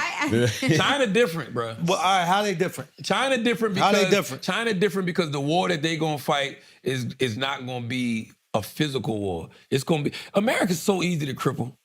Yo, everybody in China, if instead of fighting a war, y'all get to move here and open dry cleaners. Done. Oh my China, God. when y'all decide to attack us, just know it wasn't me. Yep. So I'm just saying. Get Schultz's social security number and all of that stuff. The second wipe his bank account clean. Leave my bank account. But that's the type of shit they'll do. Yeah. Bank wake up $0. Like what? The fuck is that? You know what I mean? That's it. Yeah. That's it. That's the type of shit China will do. Man, I was watching Bill Maher one night. It wasn't this week I was talking about. The guy was talking about it. I told you this, Chris. It was Mo Brooks. Mo, that's his name, right? Or Max Brooks. I think it's Mo. Max and Mo Brooks. It's Mel Brooks' son. He was saying how, look, man, if they do things like, privatize. The guy who wrote World War Z? Mel Brooks' son. Is that the guy who wrote World War Z? Yeah. He was like, if they do stuff like privatize the FAA, and like, somebody like, they go in business with somebody like China for that, and then China puts all their malware and software on the planes, and then China's like, we're about to invade Taiwan, and America's like, no, you're not. And then China's like, it would be a shame if 1,000 planes just fell out the sky right now. It would be. That's the type of shit China gonna do. Yo, we could do shit too. Yeah. We could do shit that really affects them as well. Well, we don't need that. Say again? We don't need that. None of us need that, is my point. What do you mean none of us need that? None of us need it. The world does not need this kind of instability. And that was the other thing I was getting to on what they was talking about on Bill Maher with Rahm Emanuel. They were saying that when you watch America and how they treat Ukraine, when you watch America and what they're saying, how they're treating Canada, they're like, can our allies trust America at this current moment? So they say you're about to see a whole bunch of nuclear proliferation. Is that the right word? Yeah. Yeah, nuclear proliferation all across the country. Across the world. Yeah. So all of these countries that did not have nuclear weapons are going to start building nuclear weapons and exploring more nuclear technology, and the ones who do have them are going to have more just because they don't feel like they can trust America. Yeah. We don't need that. Yeah. Yeah, making the nuke was the dumbest thing that we ever did. Oh, my God. Because it's the only thing that allows a small country to have some level of equality. Like, we would never even listen to fucking North Korea if they didn't have a nuke. But the fact that they do, now we got to kind of listen to what the fuck they're saying. If we didn't have nukes, it would really just be, it's already America, but like no country would even be able to come close because you're not invading us. In order to invade us, you either got to come through Canada or Mexico. You're not. You got to travel your entire army through the ocean. If you do even get through the ocean, we got 2 oceans. We got connected on both sides. The middle of the country is all food. We could do whatever. It's like impossible to invade us. Yeah, but they would never do that. If you think these countries haven't already invaded us?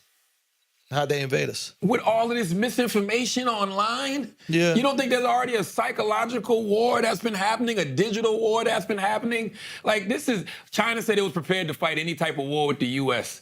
If war is what the U.S. wants, be it a tariff war, a trade war, or any other type of war, we're ready to fight till the end. I hope you're ready. Tell you. You better be ready. Sleep You need to watch in Lead the World Chinatown. Behind. Say again? You need to watch Lead the World Behind. Why? Watch Lead the World Behind. Why? Watch it. But why? Why? Have you seen Lead the World? You never seen Lead the World Behind? Have you seen Lead the World Behind? You know who executive produced Lead the World Behind? Who? President Barack Obama. Hold on, I'm gonna read. Oh, wait a minute. Is that the? It's a film. It's a film starring. Oh God, what the fuck is his name? Yes, Lead the World Behind. Yeah. There's that big boat crash in the beginning, and they're like out in the Hamptons or something like that. I watched it. I saw it. 3-step process, right? And it's a 3-step process that refers to a hypothetical scenario where a catastrophic event unfolds, initially with a power outage, followed by a breakdown of communication, and finally a complete societal collapse. So basically, they show you in this movie how to destabilize a country. So the 3 steps: power outage. The story begins with a sudden and unexplained blackout across the East Coast, disrupting the lives of the characters at their vacation home. Communication breakdown. As the power outage persists, phone networks and internet access become unavailable, isolating the characters from the outside world and creating a sense of confusion and fear. Societal collapse. With no information about the cause of the blackout or how to respond, anxieties escalate, potentially leading to widespread panic and breakdown of social order, leaving the characters to navigate the new reality on their own. And we forget, at the end of that movie, they didn't show us this, but it was just civil unrest. Everybody just started storming the Capitol and storming their federal buildings in their respective cities. So we could do that same shit over there.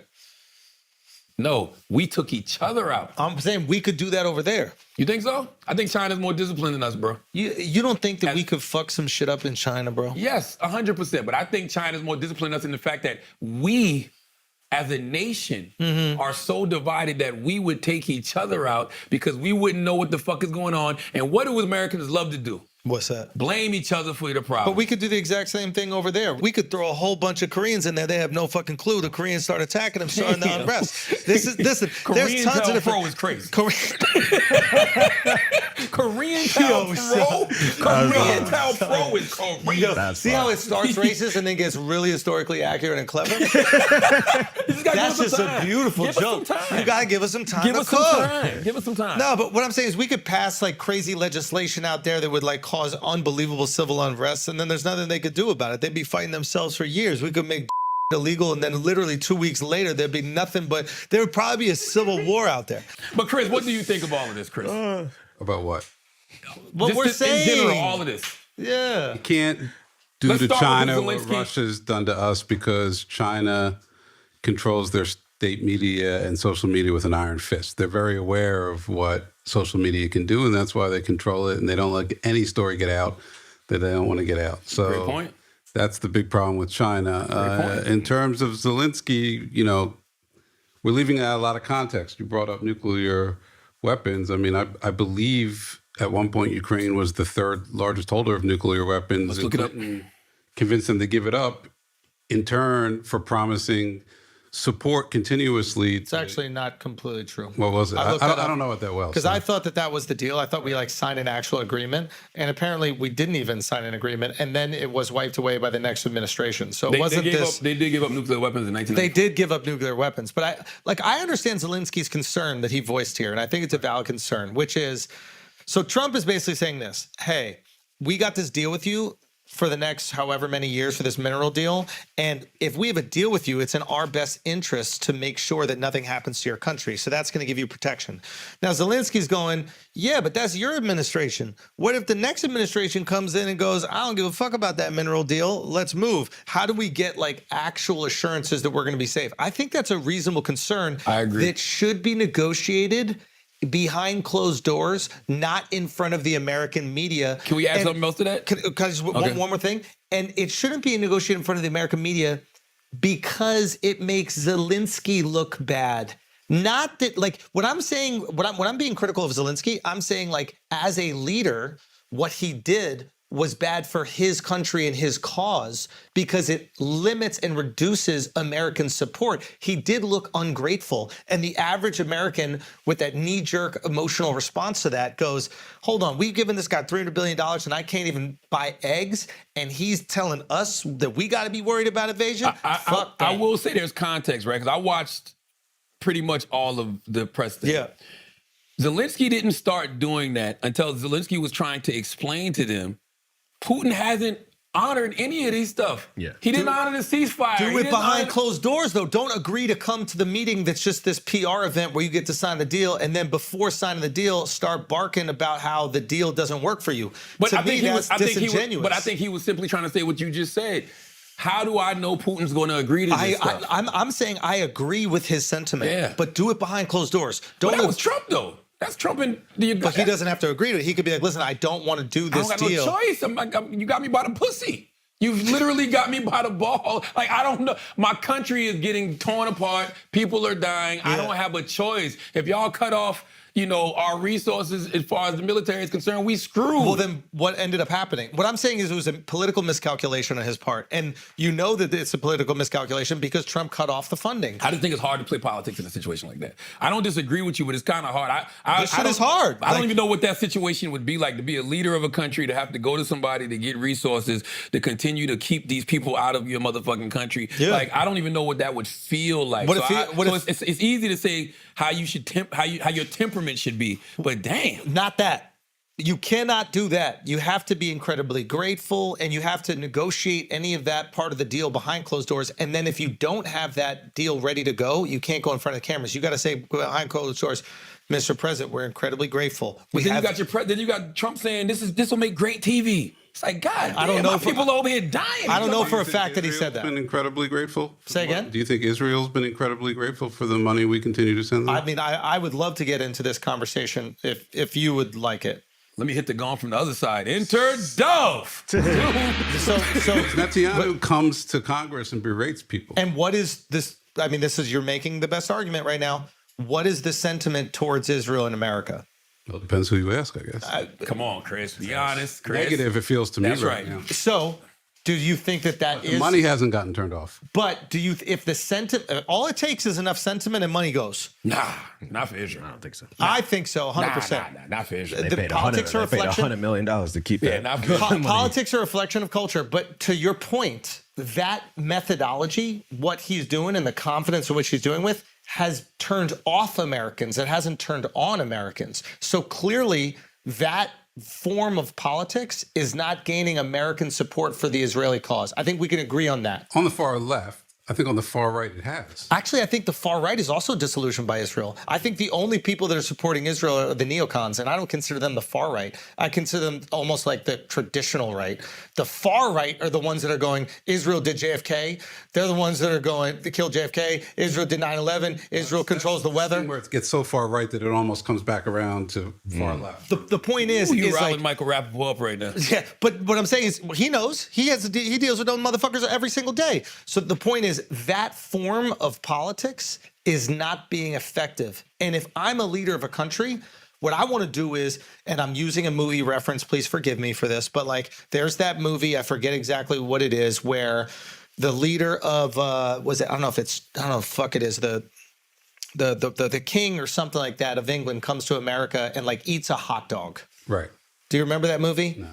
I forget. And it's basically like, how do I, an English person, convince America, a country of German and Italian immigrants, to join and support us during World War II when we are fighting the Germans and the Italians? Right. How do I get American sentiment for this cause? I have to meet them where they are. I have to make them feel like we connect and we're similar and our values are more connected than these Germans and these Italians. So you eat a glizzy? He gobbled that. Damn. So what I'm saying is Zelenskyy got to suck it up when he comes here. You know what I mean? Like, he got to do what he got to do.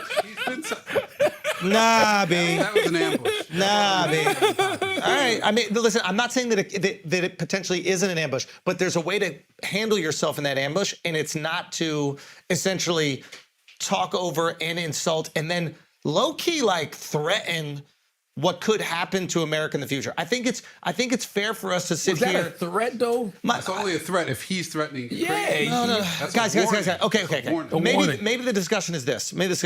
Do you think he could have done it better in any way? Yeah. Well, I think it's very. If you can't even acknowledge that, he tried to hijack the moment. I think it was an ambush. So okay, let's say it was an ambush. I gotta think about that. Do I think he could have tried to do it better than any way? Yeah, but I'll tell you why. Because usually we see these things behind the scenes. You don't really see anybody kiss ass on camera. People try to avoid that. When you need something from somebody, that's not what you want to show people on camera. Charlamagne, I think it's like being in high school, right? Or being on social media. Me and you might be having a conversation, but then when you bring somebody else in, everybody starts performing. Charlamagne, let me just shit like that should not be on camera. If you give me $300 billion, you don't even need to get a Brazilian wax the way I'm gonna kiss your ass. It is the amount of ass kissing that you're gonna get from me if you give me $300 billion. Would you suck the dick? Kissing ass is all right. That said nothing. Listen, I'm deep throat, glizzy gobbling. I can't say I'm gonna do that. On camera. My whole country got to die. You got a daddy. My whole country Larry gotta Legend die. still living. My whole country got to die. Listen, that's what I'm saying. Now I will say, that's what I'm saying. My dad does have dementia. He'll forget about it. But somebody's gonna remind him every single day, and that is a problem. I don't need my dad learning every single day. And that's what Trump wanted. Trump wanted his dick sucked in front of the world. Yeah, bro. but you not in the position to not suck. Damn. It is a. And now you know why Harvey Weinstein was Harvey Weinstein. This is exactly. That's now funny. you know why he was able to get away with so much. Turn the AC up, please. For so long. Please. This is why he was able to have his way in Hollywood for so long. Because of this. Because of that mentality. It's the truth, though. Nah, you're right. No, I think I agree with you. He should have did it behind closed doors. I think they were being hella disrespectful to him even before the argument happened because they don't respect him. Yeah, like even the media guys talking about his outfit and shit like that. I'm like, yo, it is crazy. Like, you gotta. This is the But president. apparently they speak. told him to wear a suit. Yes, but and then he purposely doesn't wear a suit. It's just like everything is about pushing back. Everything is about it's like, dude, you got to stop with the ego. You are asking for money. Your country cannot defend itself without our help. So you need to show a little bit of humility. And if it's wearing a suit in the Oval Office as requested, you wouldn't wear a suit for $300 billion to save the people of your country's lives? Yeah, absolutely. Yeah, but 100%. Trump made a little joke about it, but you saw how the media guy was like berating him. Yeah, like that was fucked up. It just feels like you shouldn't weird. talk to any president like that. No. I agree with you. I understand what everybody in this room was saying. It just feels weird to have to play the game for something like this. Yo, it's not. I agree. We're not talking about like I agree. I'm trying to sell a TV show. No, or something. You know what I mean? Like, I agree. It just feels weird for somebody to have to play They wanted the game. him to do the shit where like the rapper got to spit their album. They want him in to front dance of on the table. executives. Yeah, rap on the table. Yeah, man. It's and like, he was like, I don't want to do it. But remember, But why do they want him to do that? because they want to sign him to a 360. Yeah. But They literally like they want the mineral rights. They want like. So you and don't think it's nothing to him being Putin's hoe? No, I genuinely do not believe that Trump is Putin's hoe. What I do believe, and it is concerning, is that I think underestimating Putin is a foolish endeavor. So there's a version where Putin goes, this Zelenskyy guy is never going to quit. I have to find a way to get in the good graces of Trump and make Zelenskyy look like a villain to the American people. So if I am kind and understanding to Trump and make it look like I will stop this war to Trump and give him hope, and then Zelenskyy will not acquiesce because Zelenskyy knows I actually really won't stop the war, Zelenskyy will fuck him in front of the American people. The American people will sour on Zelenskyy. The money will stop going to Zelenskyy, and then I can do whatever I want. Then Russia just takes over. That is. But look. In order to accomplish that, look what Putin has to do. Putin has to, I don't want to say suck Trump's dick, but he got to be sweet and like, yes, Trump, and you do control this, and we can. He got to bend over a little bit to Trump in order to accomplish the greater goal. Zelenskyy wasn't willing to bend over a little bit to accomplish the greater goal. And there's a reason why Putin's been in control of a country for fucking 30 years or whatever it is. And Zelenskyy is right now lost the support of the most important people to him on the planet, which is the American backers. Are you letting somebody put the tip of their dick in your asshole? To save your country. In front of people, on camera. You got to let me just put the tip in. I think there's I might not go all the way, but I'm going to put the tip of my dick in your asshole. To save my country? A leader has to. Who are we at war against? China? It's Zelenskyy. And we're talking about Zelenskyy-Trump. I tell you one thing. It ain't the Chinese doing the fucking. I'm not doing it. I'm not doing it for Nigeria. I'll tell you that much. Hey, I'm gonna go. Yo, Lagos got this one, boys. I'm sorry. I go back to my point. I just don't think. I just feel like this is a weird thing to do to somebody who's fighting for their country. Like, you don't want war. You want to keep things stable all across the world. This isn't the way to do it. On either side. When did Dems become the war hawks? Either side. Why is it the Republicans are trying to stop the war and Dems are like, nah, we gotta fight. We gotta put fucking boots on the ground. Like, I don't want war. I don't want to support it. I don't want these people to be killed out there. I don't want to be funneling hundreds of billions of dollars into this place when Americans can't afford eggs. If Americans can afford eggs and everybody in America got a PlayStation 5 and everybody could pay their rent and everybody could eat healthy, yeah, let's throw some bucks over there for Ukraine. I want to say something to Americans. Y'all got to stop with this egg shit. No. I'm going to tell you why. No, Don't do it now. No, I'm going to tell you why. Because y'all motherfuckers be saying y'all can't afford eggs, but y'all can afford the goddamn iPhone. iPhone announced some new shit today that's folding up. They got the new foldable iPhone. I bet you everybody going to have that motherfucker. You can go to the poorest communities in America and people got motherfucking iPhones. A lot of times they give it to you for free to get you in a contract. No, they've been cut that out. Oh, they don't? No. Free iPhones? They used to do the Obama phones back in the day. You only buy an iPhone once for the year or two. You buy eggs every day. And by the way, I looked up the price of eggs. Where are they sky high at? No, they're sky high. No, it's crazy. It must be in New York because they selling them Lucy's and Bodega. I can still give me a dozen eggs in Jersey for $5. Nah. Who? New York, you're looking at 14 for a good one. You're not getting eggs for $5. Those aren't eggs. And you shouldn't be eating the $5 eggs. That's not chicken eggs. Pasteurized, that's free rat range eggs. Yeah, that's rat eggs or something other shit. I don't know. I'm just saying, because I don't know. I'm just saying that like we spend a lot of money on a lot of shit, bro. Yeah, let's to be complaining about eggs. I ain't never heard people love eggs this much. Yo, let's subsidize eggs. This is your awfulness. You're disconnected. No, you too rich. You don't understand. Time out. They're using eggs as a metaphor for food. They should just say the cost of groceries is high. Nah. Instead of just pinpointing eggs. Can I tell Democrats one thing that they should do right now? What? Democrats build a wall. Democrats need a slogan. Mm-hmm. Build a wall was amazing because it encapsulated a lot of the frustration of the right? In one sentence, build a wall. See, I didn't know that was a record high. Eggs are $1. But look at that. U.S. egg prices hit a record high of $4.95. Democrats, say this. We're making eggs $1. Eggs are $1 is your build a wall. And I cannot even tell you how many people are going to come and support the Democratic Party. If you go eggs are $1, the government's going to subsidize them like we do corn, like we do rice, like we do dairy. Eggs are $1. Can I ask you a question? Yeah. What was the price of eggs before it hit this record high of $4.95? I don't buy groceries. It's Me a woman's neither. job. So why are we lying? That's my point. That's a woman's job. I don't even know. That's a woman's job. I didn't even know eggs. I'm like, eggs is expensive. That's what I'm trying to tell you. Why are we lying? It's a woman's job. You sound dumb saying I don't know what the price of eggs was before. These women are furious about the price of eggs, bro. I Googled. They're furious about the price of eggs. I Googled this one. I'm like, what the fuck is the price of eggs? That's how I knew they were $4.95. I'm like, $4.95 for 12 sounds like a good deal. Clearly, that wasn't always the case. Go to Whole Foods, try to buy some eggs for $4.95. Why are you going to Whole Foods? Because it's down the block. Go to Acme, fucking ShopRite, Wegmans. Charlotte, you got to eat better. All right, okay. No, I'm saying the quality is like you got to put good eggs in your system. I grew up fucking getting eggs right out the fucking pussy. Or wherever the fuck they come from. But listen, all I'm simply saying is $4.95. I agree with you. Dems need a slogan. Not only do Dems need a slogan, Dems need a fucking plan. Eggs are $1. And your plan is working class people. You need to help working class people. Simple as that. Eggs are $1.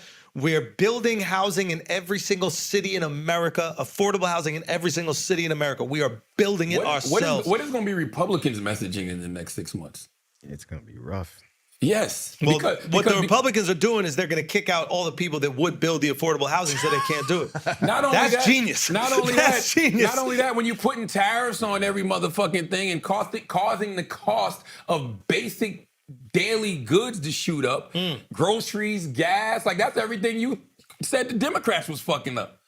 So when you do this, what's your messaging going to be in the next 6 months? I'm curious about this because they have to sleep in the bed that they make. So if their decisions with the tariffs and all these other things negatively impact the lives of working class citizens, the Democrats have an opportunity to swoop in. No. Oh God, why not? I'm gonna tell you why. Why? Republicans are playing a very interesting game because they're playing.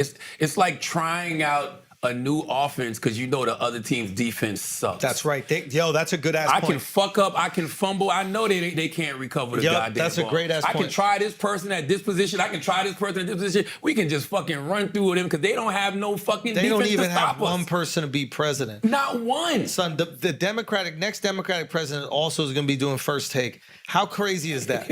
How crazy is that? Is that the next Democratic hopeful also got to wake up every morning and be like, LeBron's not as good as Jordan. Every single morning, you got to do that shit. Man, I saw Bill Maher say that the next Democratic ticket, I don't know if he was being funny, but he had a real whole breakdown about it during New Rules. What is that? John Fetterman and Pete Buttigieg. That ain't going to do it, bruh. That ain't going to do it. And I like both of them. But who's president? John's the top of the ticket and Pete's the bottom. He did. That's how he had it. He had John at the top of the ticket and Pete at the bottom. I think Stephen A got a chance, man. Man, no. Stephen A's the closest. And I didn't think so either, but he's the closest. But he just got $100 million from ESPN, so I don't know if that's going to happen. Listen, the Democrats are in such shambles, and I've said this a million times. When it comes to the economy, the Republicans are going to fumble. It's inevitable. And any economist told us this. And according to Elon and according to Trump, they know it's going to be some despair. They've said it. Yeah. Elon said it's going to be a hard period. Trump said it at the State of the Union the other day. It's going to be, what did you say? What did the word he used? It's going to be a little disturbance. I can't remember the exact word he used. But they're admitting that times are going to be super, super, super, super tough. So they're going to fumble. But the Democrats don't have anybody to recover the fucking ball. And that's why you need that messaging, and you need it now. But you don't think if it gets bad enough, they don't even really need messaging. They can win on change. Because we've already given Democrats the opportunity and the chance. I think a more stable Republican would win over a Democrat in 2020. No. Give me a regular, traditional conservative. I think they would win in 2020. I think if people are feeling it in their pockets, they're going to just reject everything that this side is doing. No, because it's enough. Well, the other one has to come with the right messaging. I think that his point is fucking genius. They can take the risks because the Democrats haven't offered up anything of value that's going to satisfy the desires of the working class Americans. Until they do that, the Republicans can take as many risks as they want. The second they do that, the Republicans got to tighten shit up. So I don't know why they're waiting so long. It seems so weird, like the Democrats. What do you mean waiting? I can't build what I don't have. You want me to build with? I don't have nothing. I don't have anything to build. Got the game plan, and it's still too early. What's the game plan, Chris? The New Deal. Okay. It's catchy. It's got a slogan. What is it though? Trump's stripping down every, federal building, federal workers, firing people. We're going to follow the New Deal of the 30s, which was we're going to triple down on it. Which didn't actually work, but it did raise confidence and sentiment in the people. People need jobs. There are no fucking jobs out there right now. And cutting jobs. Well, there's about to be a lot of fucking jobs. If you're kicking all these illegals out, you're going to have a lot of fucking jobs. No, you're not. I'm building robots. Say again? I'm building fucking robots.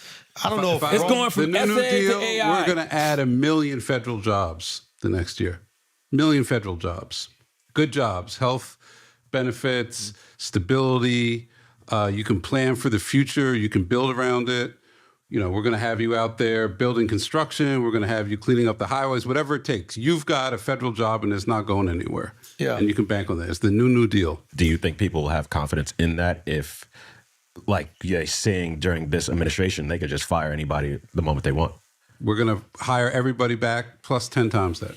I think that's a great idea, Chris. I just don't think people have confidence in Democrats in any way, shape, or form. They don't. And they actually do think that there's government inefficiency and bloat, and they want to mop that shit up. This is what... they can't even capitalize on all Elon's fuck-ups. The fact that Elon's firing all of these people, then having to rehire them. The fact that that Doge is struggling with errors, and they're deleting billions from their list of savings, showing that those numbers were inflated. They've done polling on this, and people still support Doge. It's the majority of the people that are still supporting Doge. You know why? Yeah. Because they don't know how Doge is fucking up, because Democrats don't know how to message it. The only people who know how much Doge is fucking up is the federal workers who've been getting fired. You know what I would have did if I was the Democrats at the State of the Union? I would have went and got the federal workers who are MAGA. The same ones who are going to these Republican town halls every day, I would have had them there in MAGA gear, and I would have let them be disruptive. I would have told them, hey, treat this like y'all been treating these Republican town halls. My favorite thing to watch nowadays is the Republican town halls. Oh, yeah. I love watching those Republican town halls because these are people who voted for Donald Trump, who voted for MAGA, who are simply up there, upset, and expressing themselves to their local government officials. That's how democracy is supposed to work. So bring them into the fucking chamber of Congress while the president is there and say, tell him what you've been saying in these town halls for the past few weeks. Fuck all of that. And now they're going to stop doing town halls because they keep going so bad. Well, Mike told them don't do that. Yeah. First they said they were, but then they told them don't do that. Oh, really? That's what I would have done. Fuck all of that holding up the goddamn pickleball paddles and all that other stupid shit. By the way, because you know why? Nobody wants to hear Democrats complain about Republicans, just like nobody wants to hear Republicans complain about Democrats. Address problems, not the opposition. Talk to me in my problems. Don't talk to me about the opposition. And people automatically think you're coming with bias. If I'm a Democrat, I don't need Democrats complaining about Republicans right now. The Republicans are complaining about I get exhausted now when I hear Trump be like, and this was really bad because of Biden, and Biden was like, I don't care about that, yo, we're done with that. You're in the White House, that's right. Exactly. That's so right. we don't need to learn about Biden. We need you to address what I'm feeling right now. And we also need you to give us an Ask an Idiot, because I got to get home to my daughter immediately. Did we already do all the ads? Yeah, I did them all. Right. That was Brilliant Idiot's Political Talk for the week, okay? We do that just for the right wing pages on X. Right? Okay? You motherfuckers are hell too, goddamn, by the way. Guys, this episode has also been brought to you by Chime. When you open a Chime checking account, you're one step closer to a better financial future. With no maintenance fees, fee-free overdraft up to $200, or getting paid up to 2 days early with direct deposit, making progress has never been easier. And if you ever want access to your pay before payday, you can use MyPay to get up to $500 of your pay before payday with no mandatory fees or interest. Learn more at chime.com/idiots. I'm telling you right now, Chime is what you have to do. It's going to protect you, especially with those overdraft fees. I'm telling you right now, a Chime checking account helps you make progress with fee-free overdraft up to $200. Your next deposit is applied to your balance. It will protect you. Just set up qualifying direct deposits, sign up for Spot Me, and Chime will spot you up to $200 when you exceed your balance. Chime never charges fees or interest for using Spot Me. To date, Chime has spotted members over $30 billion. So make progress towards a better financial future with Chime.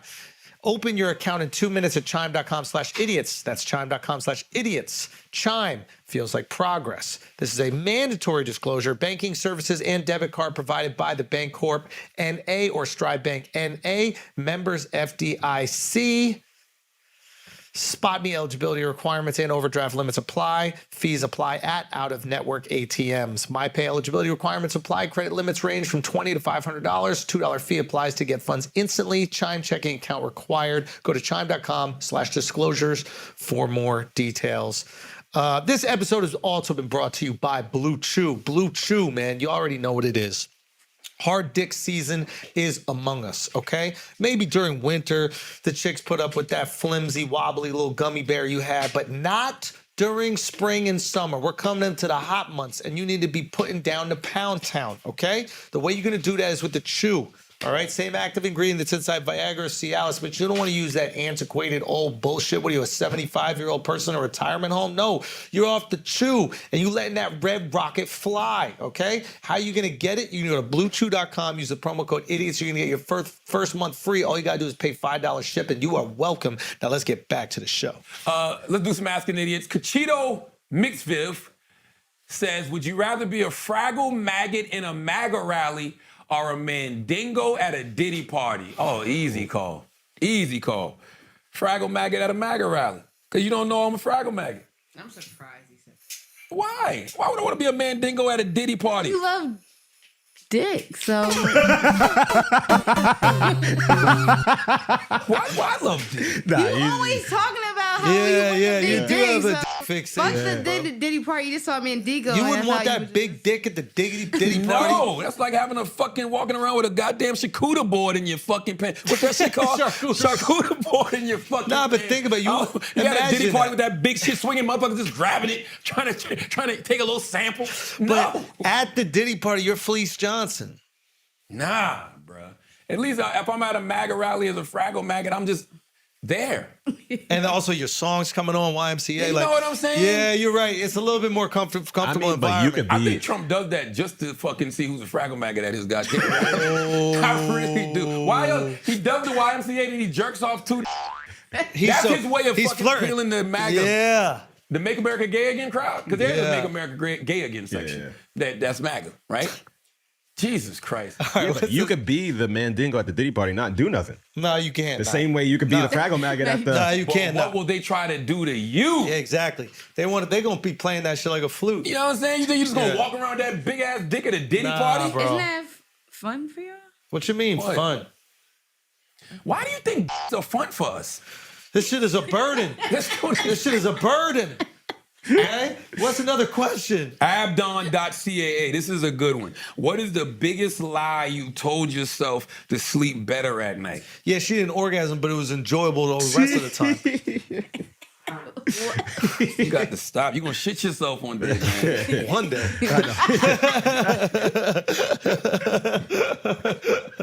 I don't think you can. I think if you lie to yourself, you can't sleep at night. I think that's why I wrote the book, Get Honest or Die Lying. Like, you have to tell yourself the truth, even if it's harsh. Even if you look in that mirror after talking to your therapist and you got to tell yourself the harsh truth and you cry yourself to sleep, it is better than lying to yourself. I don't know anybody who's lying to themselves that sleeps good at night. I really don't. What are you talking about? Talk to me. Sociopath. Morris Chestnut. What? Morris Chestnut. He lies to himself? You lie to yourself about Morris Chestnut all the time. First of all, me looking like Morris Chestnut is subjective to anybody who doesn't have vision. The people with vision, it is an absolute fact. Yeah. Morris Chestnut himself, it's perfect time to insert this clip. We can play this clip every episode. Morris Chestnut himself, on multiple occasions now, not even just the Jennifer Hudson show, has said he's gotten mistaken for me. Charlemagne the God thinks that people are mistaking him for you. Charlemagne the God posted this video on his Instagram pretending to be you. What do you think? Did Charlemagne said that was him? You know, I'm telling you, I was at a valet at a hotel. One of the valet guys said, "Hey, Charlemagne." So, you know. Really? It did happen. Okay, well, I don't believe it. And Charlemagne, if you don't stop wasting my time posting these. So, you don't think that there's trolling? What do you want me to do? That's just racist people that think all black people look No, alike. these are people. When I'm out and about. Even a broken clock is right 2 times a day. By the way, when I'm out and about sometimes, girls will walk up to me and be like, "I see it. I see it." And I'll be like, "See what?" I know what they already talk about. See what? I see a little Morris in there. Okay. That's enough for me. Okay. Steph Curry, night. Okay. Eric.G says, if I get to say one lie that is spoken into existence, who or what do you lie about? Hold on, let me read this again. If you get to say one lie that is spoken into existence, who or what do you lie? Why does it gotta be a lie though? It's something that's not true right now, and then it becomes true. So it's really just saying, what do you wish for? Yeah, what do I wish for? I know this is gonna sound corny and cliche, and every fucking, woman who's ever done Miss Universe says this shit. I really want world peace. I really, truly wish that humans all across the planet could just be peaceful. I wake up, I think about that a lot in the morning. When I wake up in the morning and I'm getting ready for work and I'm driving into work, all I think about is, today, my life or somebody that I love's life or just somebody in the world's life is going to be disrupted by somebody who's waking up and choosing violence. Why? Like, we got everything we need on this planet to succeed if all of us would just show each other love, peace, and have empathy. There's not a problem in this world we couldn't fix if we all didn't wake up and choose peace and just have empathy for other people. I don't know why folks do what they do. I don't know why folks have trillions of dollars already, billions of dollars already, and they just want more power and more money and just want to make more people's lives miserable. I don't know why that is. It's weird to me. Yeah. Added to that, I wish Charlemagne was straight. No. He said no. Stay a little crooked. I'm gonna stay just a little bit crooked. What is one thing you what do you wish for? World peace is such a great one, man, because the downriver effects of that are phenomenal. Yeah. I mean, you already said that one. I wish that people would argue with good faith. I feel like there's so many. Yeah, it's like so many times these arguments are just about painting the opposition as evil, when like behind closed doors, whenever you talk to these people, they're so reasonable, and I just wish that if we argue with good faith instead of trying to win, and I've been guilty of this my life 100%. Like instead of trying to win, trying to understand, we could disagree on so much shit, but we could at least like enjoy each other's company. Yeah, man. And yeah, that would be fun. I don't want to hear your biases. Yeah. I don't even really want, I just want you to be objective. Yeah. And that's what I'm saying. I wish that sometimes we could see things without knowing who said it. Hey. That would change everything. If you could just see something and be like, oh, that's a great point. Oh, we should do that. Yeah. And just like, Candace Owens said that. Yeah. Oh, you know what I mean? Or Jasmine Crockett said that. It wouldn't even matter. It's just like, oh, that's just a good idea. Yeah. Why can't we just all embrace each other's good ideas? And we dismiss things based on what people are. You're 100% right. And I don't like that. I agree wholeheartedly. Let's do one more, Taylor. Let's scroll down. Let's end on we need a classic Brilliant Idiots one. Keep going, unless you like that one. Oh shit! Which one? I tried looking that up. I didn't see it though. Which one? Violet Garza? Another wax situation. I got the wax. Oh shit! Yeah. Louis J22 You says, got it. I did. Would Andrew get a wax if his special goes #1 on Netflix? First of all, yeah, I've already got one, so yeah, I would do it. I taking the top off right here is crazy, but I would do it. He said he's got a wax. Get to Alex. I'm just gonna let Andrew answer his question. Yeah, 100%. Alex got the wax, baby. You said it'll be crazy after him. Now Yeah, full everything. Front to back? Front to back. Balls, butthole? Balls, butthole. Okay. Yeah, you were right. The top part here is the most painful, but you're smooth as hell. Like everything is touching them shit, right? Like like you really feel shit. cleaner. Like I don't know what it is. It's probably placebo, but you feel better now. I want to go back. Like I gotta wait for about 4 to 5 weeks. I'm asking my wife yesterday, should I go back? Should I go back? She was like, has it been 4 weeks? I go every 4 weeks. And I'm looking at the calendar like, fuck, it hasn't been 4 weeks. I can't wait. Next time I go, I'm taking a shower. Son. Because I went fresh off work. I'm like, nope, not going to do that to her next time. Yeah, that's crazy. I didn't know. The lady that was doing it, she was flirting with me though. Nah. That shit was vulnerable. What you mean flirting?